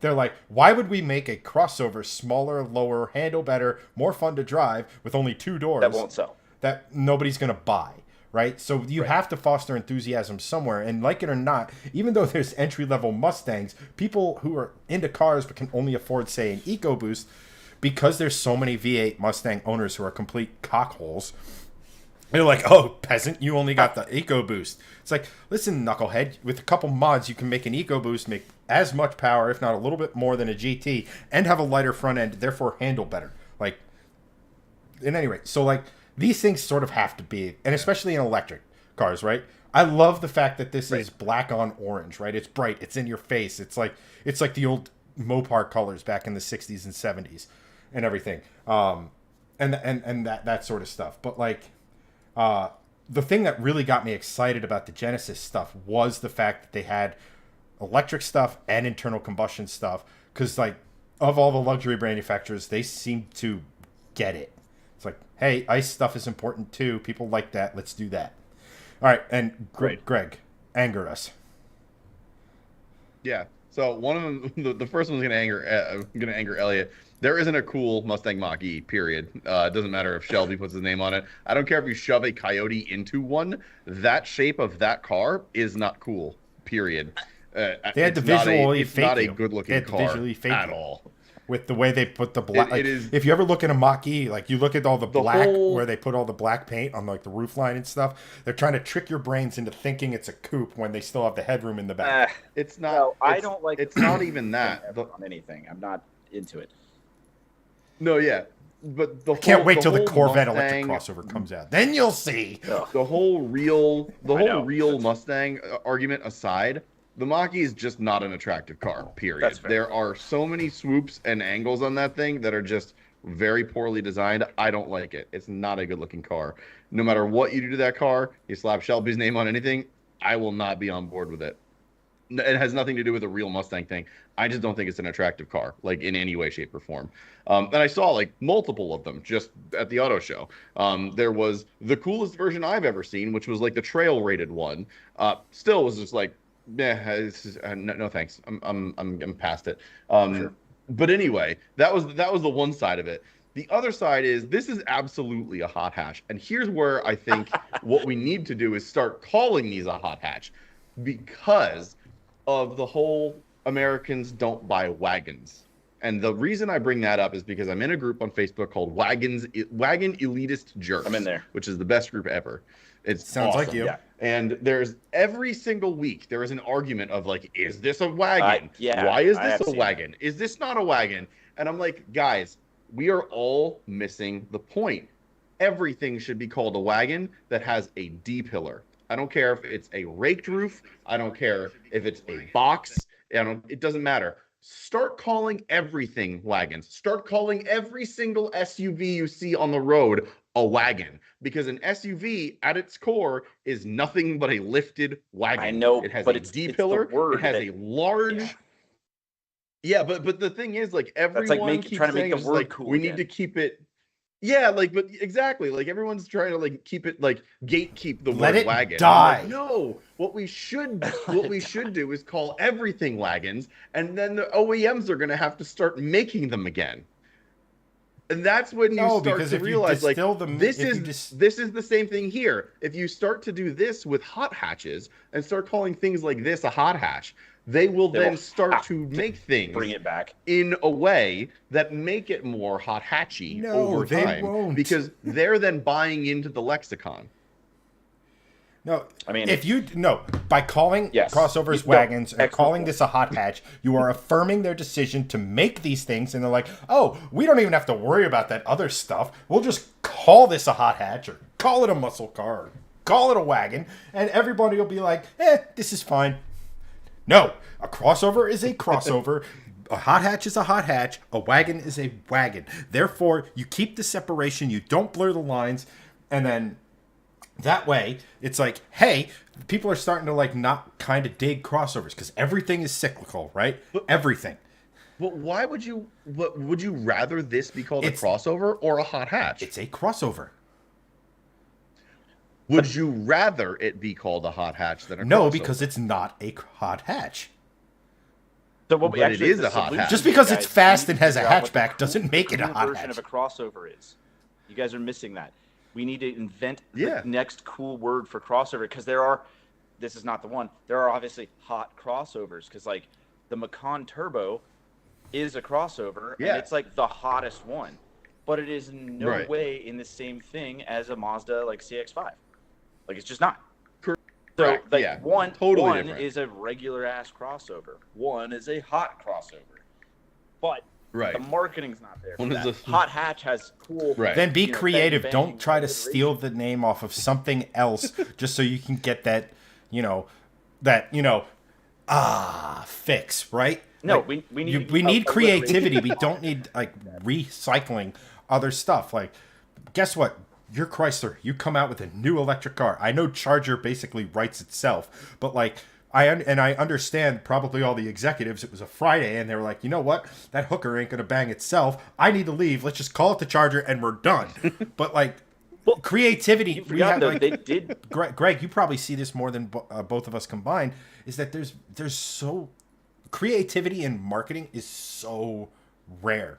Like for every example of like a Liquid Death or a Manscaped that is out there that is really unique and different and and like all this stuff that like grabs your attention, there's 10 million other things where it's just a family walking to a car, putting stuff for a vacation in it, going camping, not getting taken out by Jason, and then coming home. Like, that's it. Well, I mean, that's what focus groups want to see. That's basically why we have all that crap. 90+% of use case of what people are like, oh, I could do that? Like, yeah, you can do that in anything. Right, but you can be, there's still a level where you can still, I mean, granted, we kind of touched on this earlier, but like, there's still an area to be creative and like, not like, offensive's not the right word, but like, be creative and keep everyone happy, right? Because like, again, you're a GM, you're a Kia, you're a Genesis. You don't want to alienate whoever Greg's typing to. Yeah. The biggest thing here is that we have to also remember, as someone who's in marketing, is you're beholden to the client. So all these marketing agencies that come up with these cool ideas, they're all neutered. by the OEMs here. They're all I neutered understand by, it, and I'm not a saying great the marketing example companies. I'm saying the OEM. Someone has to get creative. No, I know. No, I know. The problem is we are being creative, and the OEMs think that they're more creative than Right. we are, and they're not. And the great example of that is in pharma, because when you look, because that's the field I'm in. When you're watching TV and you see a pharma ad, what's the scene? It's a lifestyle scene. That's I can exist in normal life, running through a field. I'm in the park. I'm walking this. I'm doing that. I'm living my life. Like, it's every single freaking drug is the same commercial because that's what every client wants, and that's what every OEM wants in the car realm, is because they think they're being creative by following the same trend of like, oh well, family goes to X camping spot in Y truck or SUV or crossover or whatever, and that's what's going to sell the cars. And in a way it does, but in reality, like, no, you're just basically feeding into the same thing everyone else does. So right. We are trying to be creative on the marketing side. It's just we get neutered because the OEMs and the pharma companies think that they know better, and when in reality, like, they don't know how to be creative. But being overly creative does not sell things. That's the big thing. When you're overly creative with something and being really cool about stuff in a marketing sense, you're not going to sell a product because you're being unique for the sake of being unique. There has to be a balance of it. Well, I'll give you a perfect example in the automotive world, right? There was a time, and again, I am going to sound like a Mustang shill, but I promise this makes sense and it's contextually relevant. Yeah, I can go on like this. We're well past that. We know you're a Mustang. Greg, what was my first choice? A Corvette. Shut it. What? Corvette Z06, I know. But no. So you like Corvettes and then you still didn't? Okay. Because... We'll touch on that later. We'll touch on that later. Yeah, we can. Yeah, it was a $10,000 decision. But there was a time in the car world where you had a Ford Falcon and the Mustang did not exist. You had a Falcon Coupe. Right? And then Ford's like, all right, we have this Falcon. What if we put a sporty body on it and called it something different? And the Mustang was born. Although the original Mustang concept is nothing like the car we know and love today. All of us, without question, 100% across the board. Yeah. Including chat. But when Ford came out with the Mustang concept that we know, the 64.5 Mustang, they didn't call it a sports car. They didn't call it a compact car. They didn't call it, pick a thing here. They called it a pony car. They created a new class of vehicle to delineate the fact that this is basically a Ford Falcon with a sexy body on it. Right. So they created that. That's what I'm saying here. I'm not saying be overly creative and like, all right, what do we call a hot crossover? Sure. Hot Pocket. Good. Let's go. Like, hot cross buns. But like,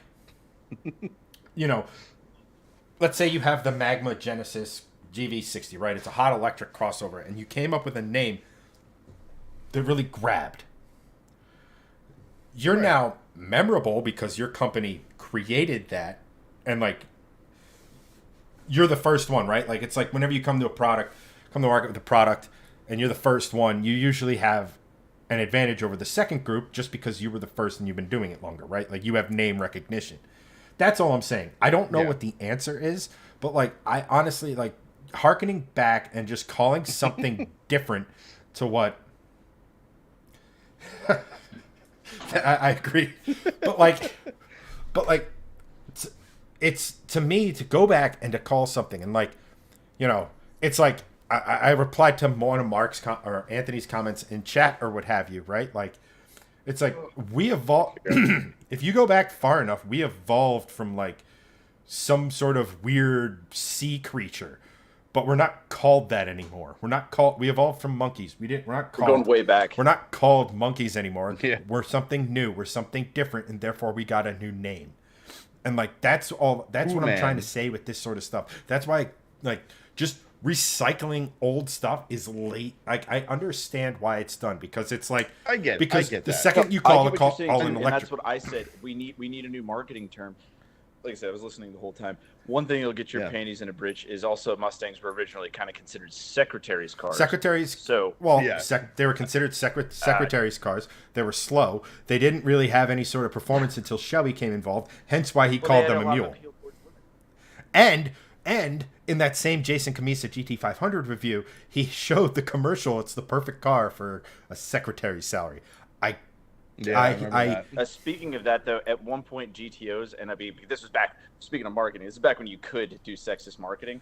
It's literally called, so like what we would call it now is like, I mean, every car has it. You know, back then they had this thing called it was an option, his and her shifter. It was an automatic. And so it had the normal PRNDL, but the his and hers part, that was for her. And then you could push it over and then select 1, 2, 3, 4, 1, 2, 3. So your man could select the gears himself. So it's one's for him and one's for her, and it's literally called the Pontiac and the woman his shifter. and her shifter. I mean, and like that. Anyone who has a girlfriend and has watched her try to get anyone who's watched their girl try to get ready for a night out and how many outfits they try, it's like probably just give them one option and it's gonna. I'm kidding. I'm kidding. So. No, but we can get off. Pay women more than men. This, very sidetracked soapbox that we've gotten on. I'm still going to go off on the hill that I don't care what you call it. I just think that the coolest looking version of the Mach-E was the Shelby one with the scoops and the stuff like. They'll never make it. Just think it looked neat. Sure. Oh, I saw one in Shelby. I think I sent this to you guys in our chat. But I saw one in Shelby colors with Shelby stripes, and it felt like an affront. You're like, oh. I mean, the audacity. You know, like, number one, I was curious if the person even knew what those colors meant. Like, going back to the fact that, like, Shelby stripes weren't really Shelby stripes. They were just America's racing colors. They were just racing stripes. Well, no, it was legitimately back in the day when everybody had, when I think you had to have identifying factors of your cars. Yeah, like British Racing green, German silver, Japanese was white, like France was blue. Like that's why like Renaults and Alpines, their favorite color is blue for it because that was the racing color for it. Right. And everything. I think one thing we can agree on is this is the coolest GV60 ever made for sure. Yes, for sure. Now we should also by a country mile. Something that's more in all of our wheelhouses is we should talk about the Polestar offerings. I know they weren't necessarily announced there, but you got to see them in person. Yeah, I did get to see them in person. The 3 and the 4 were there. I was bummed. I really wanted them to bring out the O2 concept because that thing's just freaking gorgeous. That'd be so sick. They should. That would have been so sick if they brought that. Anything, at least bring the thing. I know. But it's old news. It was unveiled in LA like 2 years ago. But I know. But I agree. Like bring like the showstopper. Yeah.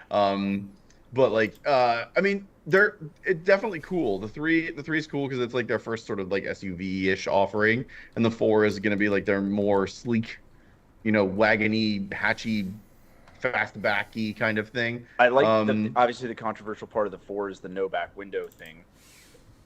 I don't think it's that entirely controversial because of the technology that we have. Like if you've ever driven any car with one of the video rearview mirrors, you're like, all right, I'll never look out of a back window again if I can help it. Correct. That's just a fact. People don't use the back window anymore. You have a backup camera, and then you also have the rear view camera in your rear view. Like, and it's you don't really need a back window. 16 feet of car before you get to see a window that's this big, and then whatever else you can see from there. It's like, no, I'd rather have a perfect wide angle view of directly the back of the car. So yeah, it's funny. Correct. That Polestar was one of the mainstream people to do it, but it's like the back window is obsolete on modern cars with modern safety standards because we have to make the deck lids and everything so high that the back window is so high up and so small, they're useless. Mm-hmm. So and people are like up in arms about it, but like panel vans have not had back windows for like decades, forever. So it's people fine. Have lived. And then exactly. It's people okay, are in uproar about it. It's just like, well, when Tesla got rid of like even the fake grill, you're like, it doesn't need one, so we're gonna stop designing it like it has one. Right, yeah. Given that's a little bit more offensive than no back window, but true. It's just a fact. You don't need a back window anymore. And honestly, the way that looks from the back, terrible. And even from that 3/4 view, you wouldn't even go, "Hey, does that not have a back window?" You just kind of go, "Hey, that the panoramic roof kind of looks like it just goes into being a back window." Yeah, like transitions. Yeah, I agree. Yeah, it was interesting. It was very interesting looking. In person, how tall is it? It's shorter than the 3. Okay. It's I don't know what to compare it to. It's about like it's literally right in between the 2 and the 2 and the 3. It's I don't know. It's about as tall as a Volvo XC70, but maybe just like an inch shorter. Yeah, so it's taller than you think, but it's not. It looks as if it's like slightly lifted wagon, but not like, a lifted wagon kind of thing. Okay, interesting. Yeah. Just hard to tell from pictures sometimes, Yeah. Just real quick, just because it caught me in chat. Elliott Manning over on Facebook. Do all reading English second language? Do all car enthusiasts like and hate the same thing? No. Very much no. I saw that comment. Yeah, so that's kind of why we've been able to have these conversations much. Yeah. I would say large generalization, sure. But there's reasons why certain groups of car enthusiasts devolve into different things. I mean, like there's stance guys. Like I don't, that takes a different type of person to be like, you should have the right to vote that's revoked. How a car's supposed to look. And there's reasons why guys love lifted stuff, and there's off-road guys. And all of these conversations we've had tonight, minus the Ineos stuff, have been like off-road guys are like, yeah, I couldn't care less about any of this. None of this infuriates me. None of this grinds my gears. But they've got stuff for them about sizes of differentials that they probably just think are the most offensive thing on the planet, that somebody would even call that heavy duty or whatever version of that they have. It's a good point. I think as car enthusiasts, we all get fired up about certain things, but I don't think it's always the same thing. Right, and you have to look at it from a point of enthusiasm in general, right? Mm-hmm. Just look at it. You can be a fan of music, but how many genres of music are there, right? So right. It's the same thing with car enthusiasm, right? Like, you have your stance guys over here who are into like trap music or whatever. You have your your true off-roaders who are over here listening to like 80s hair metal and everything. Like, you know what I mean? Like, we can only hope. Someone can love music equally, but like they don't like the same stuff. And that's sort of the same thing. It's like, I guarantee you, if we like did a list of like, I don't know, if we did a list of like the top 10 performance cars of all time or something like that, right? Or just an arbitrary list of performance cars, me, Greg, and Elliott would not agree on whether or not we like the car on all of them. I can guarantee that. Just because we're different people, different tastes. Like, what's the difference between like me and Greg? Like, you both wear hats. I don't know. Yeah, well, he's bald and I'm balding. That's where the similarities end. I was like, I lost track there. I'm like, I don't know. One of you you both have hats. I can't tell. But like, if you look at like Greg's taste, like for me, if you gave Greg and I an identical car, and then you told us to modify it, we would veer off greatly. Well, for me, it's like it has an interior. It's not going to injure me. I'm not going to get sick by sitting in these seats. The seats support me. That's fantastic. The seats don't actively have spores coming out of them every time I. This is not a hazardous waste area. But like. Sounds a little too granola. But like that's it. Thank you so much for saying that, because for me, if I got the car, I would be going engine, suspension, performance. Greg would probably pay attention to that a little bit, but he's going interior, niceties. As long as it has enough power, the other stuff is going to take priority. But Greg, tell me I'm wrong. Right? No, he's 100% right. It's just the way that he's putting it is so funny. He's like, Greg, he needs a white glove experience with every car he drives. I mean, yeah, it's not what you said, Chad. It's the way you said it. And this is my caring face. You're 100% right. Like, trust me, my best friend, we both are into Corvettes, and the way we would treat Corvettes, 100% differently. So yeah. Or at least that's the great part about similar things, car enthusiasm. So it's just the way it is. Like if you give us this, it's the exact same example, and I know exactly what you're talking about. Right? Yeah. We'd end up with two very different cars.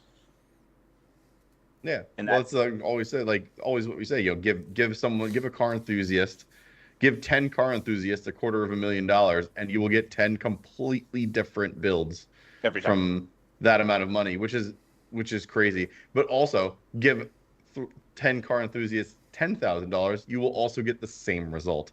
Yep. Every time. It is drastically different from everyone, and that's the great thing about car enthusiasm is that you get diversity of thought, which is cool. Yep. Love it. And that's why we all, even though we don't agree on everything, we agree as like a core concept of a thing that unites us.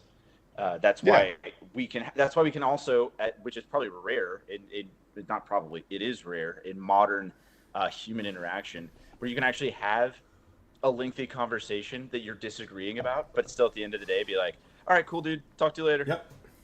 Yep. Have like this, dude. That's also the guy mentality too. This, and this. But you're like, dude, at the end of the day, we're still, we're still talking about the same thing. We still like it. I honestly think that what you just described is the differentiating from a friend and a close friend is the ability to disagree, have conversations that it's like, but you can have it, and that the person you're talking to is generally is a good person. So that I don't necessarily agree with you, whether it be cars, pick a topic, right? That I know the place at which, Elliott's coming from, Greg's coming from, it's a good place, and it's just that their life experiences are different. Or I don't mean to overgeneralize, but you get what I'm meaning, Yeah. It's and that's one of the cool things. That's arguably not to to have the shucks moment, but that's what's made Greg and I's friendship so long lasting. Is we disagree on a lot. Yep. Define friendship. That's the you thing still with the talk guy, to me the guy in that I have 2 years. The wedding that I just managed to legally officiate. We were friends before we got into cars, but it's the same kind of deal. So, and you're 100% right. And his dad even made that comment, when he was describing this to other people. He's like, they can aggressively disagree on things together, but still be having somehow a cordial conversation where they're just straight up butting heads. But then they'll be like, all right, anyway, and then talk about something else. Other people would be like, oh my God, F you, dude, I'm walking off, or whatever else. One thing we do have to touch on, I think this is a great subject that in the chat here that Doug just said. I hope it's true. Please, because we can expand on this. He said, advice needed. I just told my wife I bought a car. She said no, as if I didn't already do it. With a smiley face at the end. I posted right after that. It's better to ask forgiveness than permission. Yes, it's so. Oh man, like I said, I think all of us have been there to a degree. Maybe not a car purchase, but something, and that is so. Oh yeah. Haha, single. Yeah. There you go. Chad's over here, big brain in it. Hey Chad, I bought another car. Did you? Let's go modify it. Yeah. Hey, me. Let's go do that thing. Yeah, it's for that. So take it from the person who's not happily married. Let me tell you what you need to do. I mean, if it's the car I think you're talking about, and it's $500, the angle there is I didn't buy another car. I made a sound financial investment that will benefit our daughter. Yeah, that's a good way to put it. That's a good way to put it. That's the best saving grace you can have there. Yeah. And like you said, if it's the one that needs a subframe and then a bearing or something in the back or what have, relatively inexpensive stuff, that V50, once you get it up and running with a manual, is probably a $3,000 to $4,000 car all day long. Oh, for sure. So, easily. And then just the kind of. And I'm sorry, I just wanted to touch on. No, yeah, go ahead. the other Elliott in chat comment, he goes, fair enough, maybe it's just the people I like to watch. That's probably part of it, because if you're into certain stuff with cars, you're going to gravitate to people who have similar interests to you and think similarly. It's just human nature. We're pack animals, right? You're going to clump with people who think like you. It's true. Well, also, everything you mentioned there is a pretty hot topic. I mean, or not hot topic, but fairly agreeable thing. It's difficult to make content on, like, while it's also good for clicks, if you just have an insane, hot take on something, and you can make a good point on it. But, like, all of those are easy things to expand on. That I think that's why a lot of people, first of all, everyone agrees on it. On those things that he listed there, everyone kind of agrees on most of those. And like I said, it's just easy to go on and on about those versus being like, I miss, like, my weird thing that I have that literally no one will agree with me on. Well, no, some people will when I explain it to them. Is like, I think that, like, that brief period of time where the single clutch automated manual is the greatest transmission of all time. I'll die on that hill. And people are like, and there's too many people that go, oh God, no, it's the worst. It's so clunky. I was like, no, it was such a cool time. And it only existed for like this long. And then they're away. And it was such a cool driving experience. That's why everyone loves the Aventador, because that, like, single clutch, like, you pull the pedal, it, like, kicks your head back. Like, it's a very unique experience. It's so freaking cool. And I'm like, and you have to think, you're like, okay, to make this drive smoothly in the city, you're like, oh, well, it's not a manual. You're not really thinking. It was like, yeah, you are, because you have to think about what this thing thinks I want to do, and then try to think ahead of it to make it not be bucking around at low speeds. So basically, Elliott was fighting Skynet the clutch. Yeah. I have to outsmart the machine. Anyway, I could have an entire 40-minute diatribe on that. In fact, you guys will both hate this. I've spoken that gospel to my buddy so long that I actively convinced him to buy an E46 SMG over a manual one. Oh no! But here's why: if you're going, here's why in a performance car, in any single performance car, here's why. That's what I'm saying about. That's not a terrible idea, because you don't need to swap the transmission to make it a manual. Right. That's true. You can manual swap those fairly. No, Greg. You don't have to manually swap them. The SMG is the manual transmission, just controlled by hydraulics. No, I know. But, I know, but, like, you have to actually put like a but you actually have to put a stick shift in there. Right. You can't just that's what I mean by man. You still technically manually swap it. I know what you're getting at.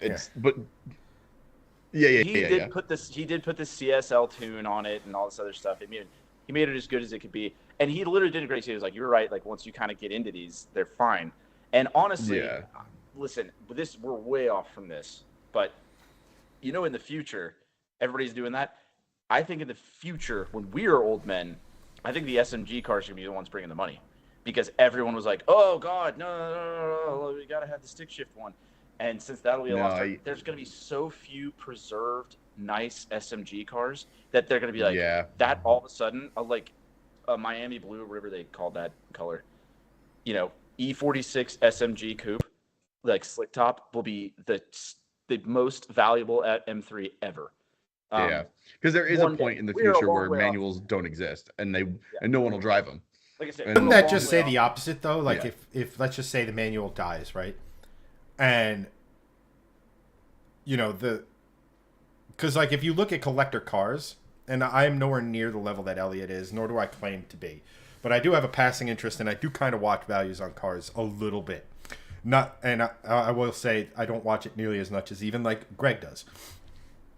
But for me, one of the patterns is, if it was desirable when it was new and desirable when it was 10 years old, it's going to be desirable.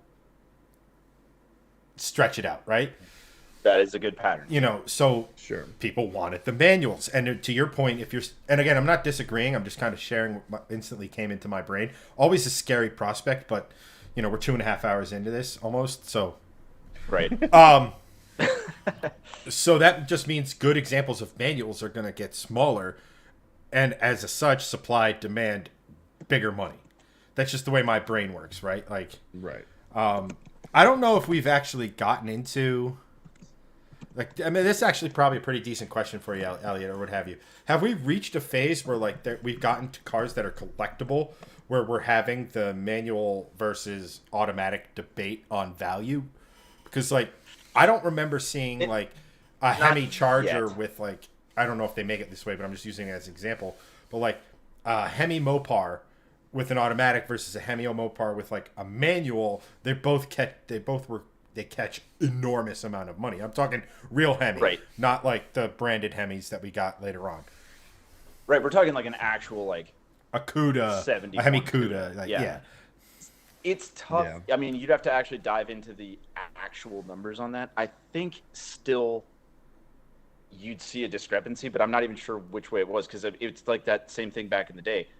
The automatic was still like, it was the option. You know, it was like, well, this was the fancy. This one was fully loaded, and like you just kind of mentioned, one of the things that makes even older cars more valuable than others are kind of the stripper cars, because they're an anomaly of why did somebody order it this way, and the fully loaded ones. It's the middle range cars that obviously make up most of the transactions and then average out to whatever else it is. I think back in the day, like the automatic, I mean, from its inception up until, God, pretty much 2016, they all were like, ugh, and ho-hum, until the ZF8 speed came out, and now they're like, okay, you can have a torque converter automatic. But in the 70s, an automatic, it actually sucked power. I mean, remember, like, dragsters were stick shift. You didn't have, until people figured out how to build the power glide, like the faster cars were manual, because old school automatics sucked up too much power. I know I'm getting too off base here. I think there's not a big gap in pistol grip shifter CUDA versus an automatic one currently. I think as more and more people forget how to move a pistol grip shifter CUDA, I think we'll start to see that. I think the big gap still remains in that whole, like the 46 M3. You either have a clutch, user-operated clutch manual that you're rowing your own, or a hydraulically actuated clutch, hydraulically actuated shift solenoid thing going on. It was like, well, which one of these is better? And it was like, well, at the time, it was just too far ahead of its time. They were like, how cool would this be if we made race car technology? That's the best way to describe the E46 M3. Yeah, it was, like I said, it was just, they just didn't work. Same thing with, that's why, with Ferraris 360s, you could get them in stick or F1. Everyone got the F1 because it was, how cool is that? It was an easy sell. Trust me, if I was a salesman, the branding was brilliant. Time, like, hey, sir, you're buying a race car. Do you want to feel like a race car driver? Have you seen Michael Schumacher? Well, right, look, like he squeezes paddles. He doesn't do this like a poor person. Come on, you're buying a Ferrari. He rings a bell and it just happens. Yeah. See, that's what I'm saying. It's like, this is Formula One technology. I guess my next question is, and I think we're kind of there, but like, when do you think that will, like, is there an era of car, like, is it in the 80s, the 90s, or even the early 2000s? Like, I guess it's going to be our generation that kind of dictates what's, collectible in 60 years, or I'm sorry, 40 years, maybe 20. We'll go with 20. 20. I should make it. I should make it to 60 alive when I'm 100. But like, do you think there's an era of car where that becomes, because like I'll watch Barrett Jackson or Meekum or something, and they'll like gloss over the transmission on these classic cars because for many of the reasons you mentioned, but I just thinking, it's like, my brain doesn't operate that way, and it's like, when is it going to matter?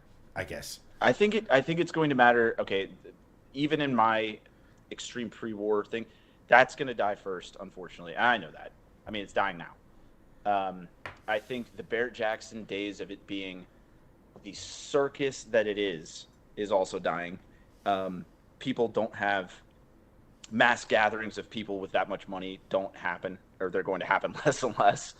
I think that, or it's just going to call them cabals. Right.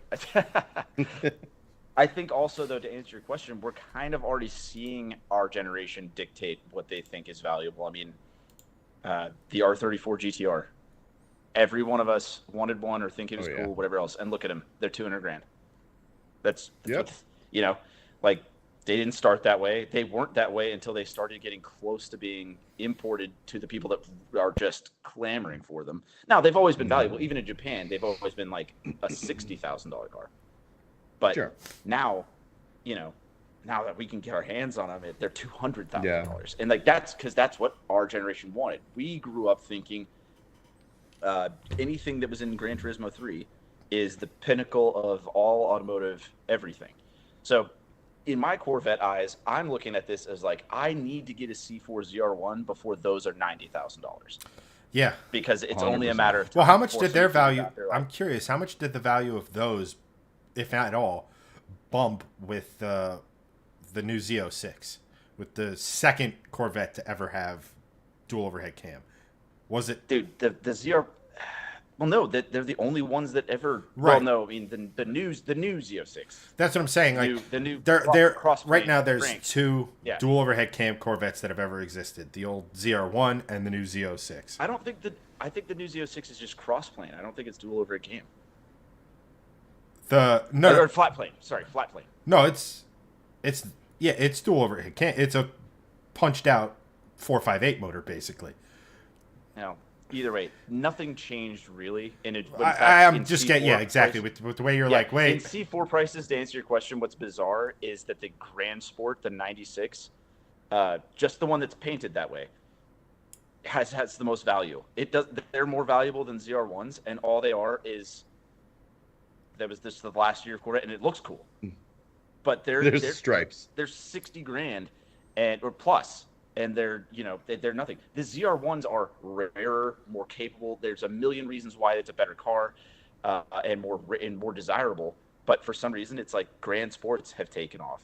I don't think the ZR1s saw a bump in anything like that because people don't look back, or somebody influential enough hasn't made a video about how it's hey, we've been here next before, video kind of things. Yeah. The fact checking, the new one, the LT6 is dual overhead cam in the Z06. Okay, so like I said, for some reason I was like, I thought its main thing was just being a flat plane crank, but that also would only really be So there's a guy out there I didn't realize that either. There's a guy out there who makes flat plane LSs, but topic for either way. It's one of those things where I know that the ZR1 will eventually have its heyday. They've already started to slowly creep up. But I've seen the values go up a little bit. Because I was looking my dad, when I was a kid, had one when they were new, and I didn't appreciate it because I was freaking 5. I didn't know. And he luckily got rid of him, but it was still an $80,000 car, in '95 or '6. Nowadays that same car would be 30 or 40. Yeah, because I think it also goes back to what I was saying before. It's like, those cars were desirable, but they didn't move the needle as much as like the modern day performance Corvettes, because they made they didn't do a good job of showing. They made it look too much like a normal Corvette, and that's what my dad said. He was like, he felt like nerds because you were not exaggeration. Like, he had the window sticker for it. It's double the price of a normal Corvette. It even shows up because ZR1 was an option. Yeah, it's the most expensive option at the time. Base price of car, and then it says ZR1, and it just doubles the MSRP and then goes on from there. So you're working with a car that looks to everyone identical, and it has a badge that's this big on the outside and a third brake light on the top. Yep. No one notices that. No, and it goes back to what we were talking about with the ultimate with the Grenadier. The more you have to explain what your car is, the more people lose interest and the less panache it has. And so, like I said, I respect what my dad did, and like, he loved it, he enjoyed it, and stuff like that. But he was also like, man, I can't drive this thing anywhere. It's insanely valuable, and no one knows what the heck it is. So, yeah, Matt Carricker had one, put a built motor in it. It was actually a pretty cool little build. But like, even with like the people bidding in the, I forget what auction site was doing it. Might have been Bat, but I could be wrong. And like, he's 10 million plus subs on his one channel, 5 million on it. Like, we're talking like mega YouTuber, right? And like he was on his, and it was his car, and in that little sphere, he was bringing that celebrity of like, all right, today we're gonna go and we're auctioning off like personal collection cars, right? And I think he only got like 28 for it. The first bid won with 32, but he didn't come up with the money, and then he ended up getting only. It was a cool car. It was a cool car. That's crazy. It was a cool car. That's what I'm saying. I need to come up with that, because like even if I can just find like, it's like, because I just know there's gonna be a time where I'll be like, at some point in my life, I'll be like, you could have bought these for 30 grand at some point in my life. Yeah. And it's too cool and too special of a car that, like I said, and that's our generation's, kind of thing. Even though we still might have still been a little too young for it. Like imagine, like I said, eventually they made the difference between this and the C5Z06, the next hot Corvette down the line, is they made a bunch of C5Z06s. They made damn near no C4ZR1s. They made a bunch of 1990s, and then every other year after that, we're talking like 1,000, and then it started to dip into the hundreds. So like by the time you got to 94, 95, they're making 300, 400 a year, and like those are the most desirable and like the coolest. But there's none of them. I also think Chevy's crossover with Motorsport was better with the C5 and that the C5R program. Oh, everything was. I mean, the C5's a better car. I mean, like you said, straight up, I'm not denying that. I just, like I said, I grew up with that, and then like back to nostalgic, that kind of thing. It's like you grow up thinking like when your dad has this kind of, you're like, this is the coolest thing that could ever exist. And yes, I'm sitting here, I've driven a million things. Like I've driven all of the coolest stuff, even modern cool stuff, and I'm still go back to being like, there's something, even back to that early video game conversation, there's still part of your like core memory that is like it's nothing part of what shaped you. That's the thing. Yeah, it's like someone was explaining the other day of like, who you are, and like, but the older you're like a I forget the exact thing, but like basically, as you get older, you get harder. So when you're young, you're easily malleable. Yeah, you do. And that phrasing. I mean, some would say the opposite. Greg, how's the Blue Chew working for you? I was just gonna be like, "Yo, this Cialis is really kicking in. Let's go." Do you know Viagra? We're gonna go to another fun Chad fact. Did you know Viagra? Oh God, is this gonna be a boner fact? Sort of. Okay. Boner aid fact. Boner jams, 2004. Do you know Viagra was not originally developed to cure erectile dysfunction? Ooh. Me, farmer guy. I know this. Greg? Ooh, good. Yes, it was originally developed as a hypertension medicine, and then in the trials, they noticed what was happening to the rats, and they're like, "Ooh, let's explore that." And then they made it boner pills. The end. Rats would get boners? Oh yeah. Whose job was that? That's got to be the worst job. Dude. It's like, could you just imagine this guy in lab suit comes in? He kept having to notate it. They're like, his blood pressure is lower, but I gotta say he's got a heart. But like, just this guy in glasses, he's sitting here with like his pen, for one area. His pen, and he's like sitting here, and his whole like this guy has a degree from fucking MIT as like a chemist, and it's like, all right, and Steven was 7.8 millimeters 4 hours ago, and oh my God, I like to think of being that job. That guy who graduated and he's grumbling about it. He's like, God, all my buddies are working at Pfizer. I'm over here studying rat boners. This is the stupidest thing ever. He pissed, and then it all clicked. Another fun fact about pharma is like, it's stupid. You wouldn't understand. You wouldn't understand. I'm looking at here. These mice boners are really killing the buzz. But another fun fact is in pharma, doctors love to prescribe off indication. For example, what's the weight loss drug that everyone's using right now? Ozempic? No, the legal one. Ozempic.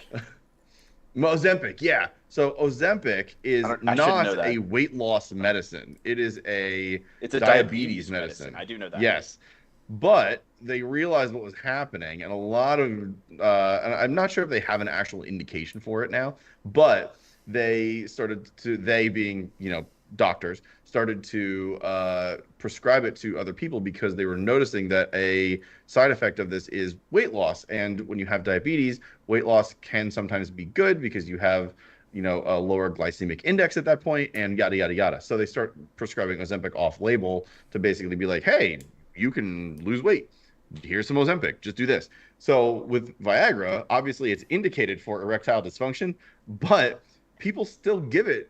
Or doctors still give it to people as a hypertension medicine. So they tee up their patients as like, hey, this is still going to work for you, but you're going to have a raging mega huge boner for a couple hours. So just chill out a little bit. Yeah. Hyper. I know. I do love that though, because as a kid, when I see those commercials, I always thought, like, especially because I was like way more self-conscious and embarrassed and stuff like that. And I obviously never experienced it. I was a kid, but it was like I just remember being like, "Do you know how embarrassing?" It was like, "Please see a doctor if you've had an erection for more than 4 hours." I was like, "Do you know how embarrassing that emergency room visit?" And they're like, "Right." And what are you here for? And you're like, I've had a boner for like the last 5 hours, and I'm getting worried. Like, they're like... Meanwhile, everyone there's like, nice. No, everyone there's like, so he's got a broken arm, and people are bleeding and shit in the waiting room, and you're like, you've had a boner for too long? You don't want to stand you don't want to stand too close to the guy with the broken arm. They might ask you to use it as a splint. Oh, God. Oh, my God. The humiliation of having to explain why you're there to the front desk receptionist, which is almost always a woman. You're like... Oh, 100%. You're like, well, just I'll tell the doctor when I see him. You're like, no, we need to tell him. We need to check you in. Do you have a history of long-lasting boners? Yeah. I'm the one that walks in with no shame, and I will walk straight up to that desk because I know it's an uncomfortable conversation for the person walking up, but it's equally as uncomfortable for the intake nurse. Everyone's. And I would walk up right up to that counter and just be like, I've had a boner for 6 hours. I need to see a doctor. The way you slap just your hand on the to see desk, what the reaction is. I thought you were gonna be like, you slap your boner on the desk, be like, do you see this? This is the problem. Yeah. Look, Elliot, you have to understand. Greg is a short man, and girthy, you have to jump into it. Look, if I was that long, I'd be in a very different industry. Look, I'll be honest. It ain't reaching the counter. Chocolate production? No. But interestingly enough, yeah, that is a very cool side tangent. And I always thought it was great when Mark Martin had the Viagra NASCAR, and I'm just like, oh, it also keeps your heart rate down. So I guess it's kind of good for racing in that respect. You have a boner while racing, but whatever. Going all the way back. I don't even remember what we were talking about. Yes, we got a boner for cars. Yeah, I don't know either. But I'm gonna reel it all the way back into the New York Auto Show because I'm gonna do a lightning round really quick of just other things I had written down that were really cool, and why auto shows are really great. So my wife is shopping for a new car, and there's another part of the story that will go into this, but she's cross-shopping the Hyundai Palisade and the Hyundai Santa Fe because I really love the way the new Santa Fe looks. I think it's designed very nicely. It's a very love it or hate it kind of vehicle right now. I really love it. I think it looks cool. Yeah. Seeing it in person definitely convinced me of that. It's really cool in person, honestly. Especially the calligraphy trim with a big 21-inch wheels and that. I got to be honest, that rose gold flat paint that they did for the calligraphy, it is a top 10 all-time color on a car. I'm not even sugarcoating that. It is drop dead gorgeous, and I would paint any car ever made in that color. It is utterly fantastic, and I really want more cars to be in that color. It's so cool, and it comes through a little bit in pictures, but man, it is amazing in person. It is like this sateen. It's not flat. It's not like a totally flat color. It's got this sateen kind of finish. So it's matte colored, but it almost looks like it has Expel, paint protection film on it, but it doesn't. It's just a factory color. Man, it is awesome. Either way, they literally had those two vehicles right next to each other at the auto show. Other than a Hyundai dealership, you're never getting that experience anywhere else. Definitely. Because nowhere else you're going to have a Palisade and a Santa Fe right right there. And without so the high it was really cool of going to a dealership. Correct. And that's the other thing. Like, you can go to an auto show and have that experience with zero pressure, which is awesome. Other than maybe like a spokesperson, or not even a spokesperson, just someone running the booth coming over and being like, "Hey, do you need help?" Like, it's very nice to have that non-committal sort of thing. And you're like, then not my from wife, you. yeah, like, I don't want to talk to you. I'm just here with the cars. Shut up and go away. But you can say that to those people, and because they're paid to be there. But you can't say that to a dealership person, because they're gonna be like, "Fuck you, get off of my dealership lot." But really cool that I was able to do that. The other part of that is my wife texted me today and says, "Hey, is a used XC90 with captain's chairs in that same budget?" And I'm like, "Yes." So like, this whole nother wrinkle into that whole car conversation. But that was really cool to do. Subaru has the best booth ever at the New York Auto Show every year. They basically just brought in a forest. There was like all these like fake trees, and it's all outdoorsy. It was by a country mile the best booth they had there. But they also had dog adoptions there, which was just the coolest thing. They do, because they're so into like the animal stuff, and it was awesome. I was like, what a great booth draw. They had like the cross trek or whatever, like at like kind of like an incline, like in a snow scene with like I mean, I'm sure it's cotton or whatever on the tires, but like it looked really neat. Like, it's a good presentation. Yeah, because everybody else was just great presentation, flat, modern, lit, stand. Yeah, so that's cool. Because Subaru's all about like the outdoors and stuff like that. But you're right; it was all fake snow. Ask me how I know. My 4-year-old tried to eat it. Yeah, he's like in there, and I'm like, Wes, if you go in there again, I'm gonna raise my voice. And then he like walks around the cars, and then he goes back to it, and was like, Wes! And I scared the shit out of like this entire family to the right of me. I'm like, okay, maybe that was a little too loud. But yeah, it was very cool to see. They had a really nice exotic booth this year. I was able to see the Lamborghini Revuelto, the Lotus Emira, the Rimac Nevera, and the Koenigsegg Gemera when I went back on the weekend, all in one spot. And there are not a lot of places on earth you'd be able to see those 4 cars in one spot. No. Which, again, is why this auto show matters and is very cool, because you can't like go in and see them. I was able to on the press day because I'm like, hey, I'm making reels. Can I just come in and take a few shots of this? Right. I think I was like, just make it 5 minutes or less. I'm like, cool, I'll be out of here. So do my thing, get out. But even just in the general public days, you can walk up to the wall and they're right there. They're like 5 feet in front of you. So not a lot of places on earth you can see cars like that in one spot. Very cool. And then the Mustang GTD, which was still want to see really kind of cool. It was great to see in person. You didn't like, from all the pictures online, all the videos and stuff, you don't really get a sense of how wide it is. Because you get like, okay, cool, it's a Mustang with a wide body, but you don't really know until you see it. It's way actually wider. Like, like you look like right next to it was the Dark Horse, and it looked like an EcoBoost compared to this thing. I mean, that's like, good to see that it's not tacked on wideness. So that's actually to the C4 ZR1 thing. That's the only other thing. You have to park 2 of them next to each other. They built the ZR1 on a separate assembly line. Like, it didn't fit on the thing. So I'm hoping for that kind of wideness. But like, it's the C4 ZR1. You look at me, you're like, oh, it looks the same. You park 2 of them next together, and you're like, how is this one twice the width of the other one? Yeah. No, it's crazy. And like, it was the same thing with the GTD. Chad's back. Don't talk about the Mustang anymore. I have to. It's the last one. It's the last point I have. But it was very cool to see in person, just because like the wing also makes a lot more sense in person. Like, it's mounted to like that sort of like. Do you know why the wing is mounted like that on the race car?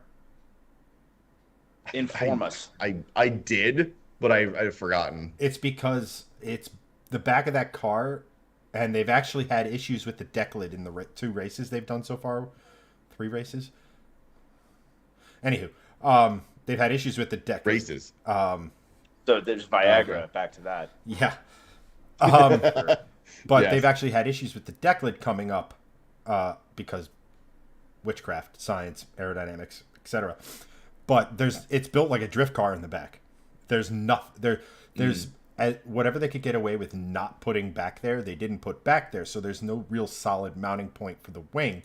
So they brought it in. And in addition to having the wing be mounted closer to what you're actually trying to do, and that is push the rear of the car down, but more into the center of the pivot point of the car and all that other, engineering sort of stuff. But that's why it has that sort of,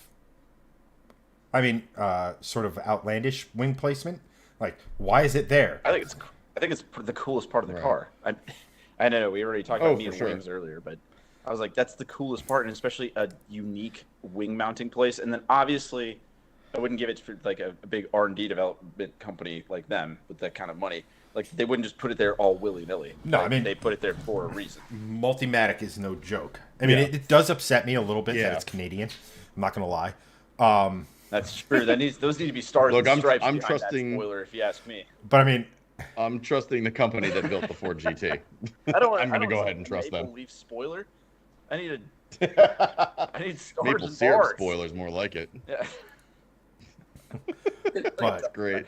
Ford GT rules. I mean, everything. I mean, the fact that this is the direct successor to that is like, as a Mustang owner, is really, really cool. Because like, there's a part of me that loves the idea of like, hey, Ford is just like us, right? And in the fact that they look at the Mustang, they're like, okay, we can make a hotter version. Okay, we can make a hotter version. And then they don't stop. It's just budget dependent, right? Like, with all of our project cars, there's what we can accomplish with it and what we would do with it if our budget was basically bottomless, right? And like, I love the fact, like, originally I looked at that car and I was like, man, $300,000 for a Mustang. It's kind of missing what made the Mustang successful in the fact that it was inexpensive performance, relatively speaking. But then it's like, it was just Ford's project car. Like, I mean, think about it, right? It's like it's basically double the price of a GT500. But like, then I'm looking at it, I'm like, I did just double the purchase price of my car, so I can't really judge them for that.